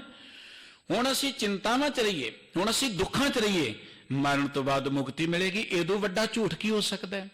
ਉਹਨਾਂ ਨੂੰ ਪੁੱਛੋ, ਜੇ ਮਰਨ ਤੋਂ ਬਾਅਦ ਸਵਰਗ ਹੈ ਤੇ ਤੁਸੀਂ ਇੱਥੇ ਕੀ ਕਰਦੇ ਬੈਠੇ? ਜਾਓ ਸਵਰਗ ਵਿੱਚ। ਇੱਥੇ ਲੋਕਾਂ ਦੇ ਪੈਸੇ ਤੇ ਕਾਹਨੂੰ ਆਸ ਲਾਈ ਬੈਠੇ? ਲੋਕਾਂ ਦੇ ਤੁਸੀਂ ਪੈਸੇ ਤੇ ਕਾਹਨੂੰ ਢਿੱਡ ਵੱਡੇ ਵੱਡੇ ਕਰੀ ਬੈਠੇ? ਜਾਓ ਸਵਰਗ ਦੇ ਵਿੱਚ, ਉੱਥੇ ਬੈਠ ਕੇ ਤੁਹਾਨੂੰ ਮੁਫਤ ਸਭ ਕੁਝ ਮਿਲੇਗਾ। ਉਹ ਲੋਕਾਂ ਨੂੰ ਸਵਰਗ ਕਹਿਣਗੇ, ਉਹ ਲੋਕਾਂ ਨੂੰ ਕਹਿਣਗੇ ਮਰਨ ਤੋਂ ਬਾਅਦ ਤੁਹਾਨੂੰ ਸੱਚਖੰਡ ਮਿਲੇਗਾ। ਆਪ ਜਾਣ ਨੂੰ ਜੀ ਨਹੀਂ ਕਰਦਾ। ਕਦੀ ਦੇਖੋ ਤੁਹਾਨੂੰ ਤੋਰਦੇ ਕਿੰਨੇ ਤਰਲੇ ਲੈਣਗੇ। ਬੰਦੂਕ ਲੈ ਕੇ ਉਹਨਾਂ ਦੇ ਸਿਰ ਤੇ ਖੜੇ ਹੋ ਜਾਓ, ਫਿਰ ਉਹਨਾਂ ਨੂੰ ਪਤਾ ਲੱਗੇਗਾ ਕੋਈ ਤੁਹਾਨੂੰ ਤੋੜਦੇ ਉਸ ਸੱਚਖੰਡ ਨੂੰ, ਤੁਹਾਨੂੰ ਮੁਕਤੀ ਦਿੰਦੇ, ਜਰਾ ਚਲੋ ਭਲਾ। ਜਾਣ ਲਈ ਕੋਈ ਤਿਆਰ ਨਹੀਂ ਹੋਏਗਾ। ਦਰਅਸਲ ਇਹ ਧਰਮ ਦੇ ਨਾਂ ਤੇ ਸਭ ਤੋਂ ਵੱਡਾ ਸ਼ੋਸ਼ਣ ਮਾਨਵਤਾ ਦਾ ਕੀਤਾ ਗਿਆ, ਜਿਹੜਾ ਸਭ ਤੋਂ ਵੱਡਾ ਕ੍ਰਾਈਮ ਹੈ ਦੁਨੀਆ ਦੇ ਅੰਦਰ। ਧਰਮ ਹੈ ਗਿਆਨ। ਇਹ ਧਰਮ ਸਥਾਨ ਗਿਆਨ ਦੇਣ ਲਈ ਨੇ, ਧਰਮ ਗ੍ਰੰਥ ਮਨੁੱਖ ਨੂੰ ਗਿਆਨ ਦੇਣ ਦੇ ਲਈ ਨੇ। ਬਾਬਾ ਨਾਮਦੇਵ ਜੀ ਕਹਿੰਦੇ, ਨਾਮੇ ਕਾ ਸੁਆਮੀ ਅੰਤਰਜਾਮੀ। ਨਾਮਦੇਵ ਦਾ ਸੁਆਮੀ ਤਾਂ ਸਾਰੇ ਦਿਲਾਂ ਦੀ ਗੱਲ ਨੂੰ ਜਾਣਦਾ ਹੈ। ਫਿਰ ਇਹ ਸਗਲ ਬੇਦੇਸ ਵਾ, ਔਰ ਸਾਰੇ ਦੇਸਾਂ 'ਚ ਉਹਦਾ ਕੋਈ ਇੱਕ ਦੇਸ਼ ਨਹੀਂ ਹੈ। ਉਹ ਤੇ ਬੰਗ ਕੇ ਮਗਾਲੀ, ਫਿਰੰਗ ਕੇ ਫਿਰੰਗਾਂ ਵਾਲੀ, ਦਿੱਲੀ ਕੇ ਦਿਲਵਾਲੀ, ਤੇਰੀ ਆਗਿਆ ਮੈਂ ਚਲਤ ਹੈ। ਸਾਰੀਆਂ ਬੋਲੀਆਂ ਵਰਤੀਆਂ ਕਲਗੀਧਰ ਪਾਤਸ਼ਾਹ ਕਹਿੰਦੇ, ਜਿੱਥੇ ਜਾਓ ਹਰ ਥਾਂ ਤੇ ਉਹ ਬੈਠਾ ਹੋਇਆ। ਰੱਬ ਦੀਆਂ ਸਾਰੀਆਂ ਬੋਲੀਆਂ ਨੇ, ਤੁਸੀਂ ਜਿਹੜੀ ਵੀ ਬੋਲੀ 'ਚ ਉਹਨੂੰ ਚੇਤੇ ਕਰੋਗੇ ਉਹ ਜਾਣਦਾ। ਇਹ ਸਾਰੀਆਂ ਬੋਲੀਆਂ ਉਹਦੀਆਂ ਨੇ। ਤੁਸੀਂ ਜਿਸ ਵੀ ਮੁਦਰਾ 'ਚ ਬੈਠ ਕੇ ਉਹਨੂੰ ਚੇਤੇ ਕਰੋ। ਇਹ ਨਹੀਂ ਕਿ ਮੈਂ ਦੋਵੇਂ ਹੱਥ ਜੋੜ ਕੇ ਆਇਆ ਸਿੱਧੇ ਡੰਡੇ ਵਾਂਗੂ ਕੋ ਕੇ ਅਰਦਾਸ ਕਰਾਂਗਾ ਤੇ ਫਿਰ ਬਹੁਤੀ ਮੰਨੀ ਜਾਣੀ। ਮੁਬਾਰਕ ਹੈ, ਕਰ ਦਿਓ ਤਾਂ। ਉੱਥੇ ਸੁੱਤਿਆਂ ਪੇ ਵੀ ਕਰ ਲੋਗੇ, ਜਾਣ ਲਏਗਾ। ਉੱਥੇ ਤੁਰਦੇ ਫਿਰਦੇ ਵੀ ਚੇਤੇ ਕਰ ਲਓਗੇ, ਉਹ ਜਾਣ ਲਏਗਾ। ਜਦੋਂ ਅਸੀਂ ਇਸ ਧਰਤੀ ਤੇ ਨਹੀਂ ਸਾਏ, ਉਦੋਂ ਕਿਵੇਂ ਅਰਦਾਸ ਕਰਦੇ ਸਾਂ? ਕਰਦੇ ਤੇ ਉਦੋਂ ਵੀ ਸਾਂ। ਮਾਤਾ ਕੇ ਪਹਿਲੇ ਪੈਰੇ ਰਹਿਣ ਕੇ ਵਣਜਾਰਿਆ ਮਿੱਤਰ, ਹੁਕਮ ਪਿਆ ਗੁਰਵਾਸ ਉਰਦ ਮੁਖ ਅੰਤਰ ਤਪ ਕਰੇ ਵਣਜਾਰਿਆ ਮਿੱਤਰ, ਖਸਮ ਸੇਤੀ ਅਰਦਾਸ ਖਸਮ ਸੇਤੀ ਅਰਦਾਸ ਵਖਾਣੇ ਉਰਦ ਧਿਆਨ ਲਿਵ ਲਾਗਾ। ਪੁੱਠਾ ਲਟਕਿਆ ਸੀ, ਲਿਵ ਲੱਗੀ ਸੀ। ਅਰਦਾਸਾਂ ਕਦੋਂ ਆਪਾਂ ਪੁੱਠੇ ਲੜਕੇ ਕਰਦੇ ਸਾਂ, ਉਦੋਂ ਵੀ ਤੇ ਸੁਣੀਆਂ ਹੀ ਜਾਂਦੀਆਂ ਸਨ। ਸੁੱਤਿਆਂ ਵੀ ਆਰਾਧ ਲਓ, ਬੈਠਿਆਂ ਆਰਾਧ ਲਓ, ਖਾਂਦਿਆਂ ਪੀਂਦਿਆਂ ਜਦੋਂ ਵੀ ਚੇਤੇ ਕਰ ਲਓ, ਨਹਾਉਂਦਿਆਂ। ਕਈ ਕਹਿਣਗੇ ਜੀ ਨਹਾਉਣ ਤੋਂ ਬਿਨਾਂ ਪਾਠ ਕਰ ਸਕਦੇ ਅਸੀਂ? ਕਿੰਨੀਆਂ ਬਚਕਾਨੀਆਂ ਦੀਆਂ ਗੱਲਾਂ ਕਈ ਵਾਰੀ ਪੁੱਛਦੇ, ਨਹਾਉਣ ਤੋਂ ਬਿਨਾਂ ਪਾਠ ਕਰ ਸਕਦੇ ਅਸੀਂ? ਪਾਠ ਦਾ ਤੇ ਨਹਾਉਣ ਨਾਲ ਕੋਈ ਸੰਬੰਧ ਨਹੀਂ, ਮਾਫ ਕਰਨਾ। ਨਹਾਉਣ ਦਾ ਸੰਬੰਧ ਸਰੀਰ ਨਾਲ ਹੈ। ਸਰੀਰਕ ਤੌਰ ਤੇ ਅਸੀਂ ਸਾਫ਼ ਸੁਥਰੇ ਹੋ ਜਾਂਦੇ, ਤੰਦਰੁਸਤੀ ਹੋ ਜਾਂਦੀ, ਜਰਾ ਮਨ ਬਹੁਤ ਇਕਾਗਰ ਹੋ ਜਾਂਦਾ। ਪਾਠ ਤੇ ਤੁਸੀਂ ਸੁੱਤਿਆਂ ਵੀ ਕਰ ਸਕਦੇ ਹੋ। ਉਠਤ ਬੈਠਤ ਸੋਵਤ ਧਿਆਈਐ ਮਾਰਗ ਚਲਤ ਹਰੇ ਹਰ ਗਾਈਐ। ਉਹ ਕੋ ਰੱਬ ਝੂਠਾ ਨਹੀਂ ਹੋ ਜਾਂਦਾ ਤੁਹਾਡੇ ਸੁੱਤਿਆਂ ਪਿਆਂ, ਜਾਂ ਤੁਸੀਂ ਨਹਾਉਂਦਿਆਂ ਪਾਠ ਕਰ ਲਓ ਤੇ ਰੱਬ ਝੂਠਾ ਹੋ ਜਾਏਗਾ। ਇਹ ਸਭ ਆਪਣੇ ਮਨ ਦੇ ਭਰਮ ਨੇ। ਪਰਮਾਤਮਾ ਨੂੰ ਜਿੱਥੇ ਵੀ ਜਿਵੇਂ ਵੀ ਜਦੋਂ ਯਾਦ ਕਰ ਲੋਗੇ, ਬਾਬਾ ਨਾਮਦੇਵ ਜੀ ਕਹਿੰਦੇ ਫਿਰ ਇਹ ਸਗਲ ਬੇਦੇਸ ਵਾ। ਉਹ ਸਾਰੇ ਥਾਵਾਂ ਤੇ ਹੈ।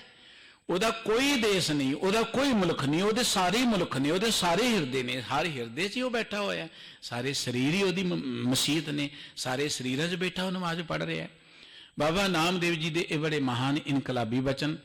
ਭੈਰੋਂ ਰਾਗ ਦਾ ਇਹ ਆਖਰੀ ਮੁੱਖ ਵਾਕ ਸੀ ਬਾਬਾ ਨਾਮਦੇਵ ਜੀ ਦਾ। ਕੱਲ ਤੋਂ ਬਸੰਤ ਰਾਗ ਆਰੰਭ ਹੋਏਗਾ। ਅੱਜ ਦੀਆਂ ਇੰਨੀਆਂ ਬੇਨਤੀਆਂ ਪ੍ਰਵਾਨ ਕਰਨੀਆਂ। ਭੁੱਲ ਚੁੱਕ ਦੀ ਖਿਮਾ ਜੀ। ਭਗਤ ਜਨਾਂ ਦੀ ਸਮੁੱਚੀ ਬਾਣੀ ਬੜੀ ਗਿਆਨ ਭਰਪੂਰ ਹੈ, ਬੜੀ ਇਨਕਲਾਬੀ ਬਾਣੀ ਹੈ। ਇੰਨੀਆਂ ਵਿਚਾਰਾਂ ਕਰਦਿਆਂ ਜੋ ਭੁੱਲਾਂ ਹੋ ਗਈਆਂ, ਸਾਧ ਸੰਗਤ ਬਖਸ਼ਣ ਯੋਗ ਹੈ ਜੀ। ਸਤਿਗੁਰੂ ਜੀ ਮਿਹਰ ਕਰਨ ਇਹ ਬਚਨ ਸਾਡੇ ਹਿਰਦੇ 'ਚ ਵਸਣ। ਪਿਆਰ ਅਨੁਸਾਰ ਸਾਰੇ ਹੀ ਬੁਲਾਓ। ਵਾਹਿਗੁਰੂ ਜੀ ਕਾ ਖਾਲਸਾ, ਵਾਹਿਗੁਰੂ ਜੀ ਕੀ ਫਤਿਹ।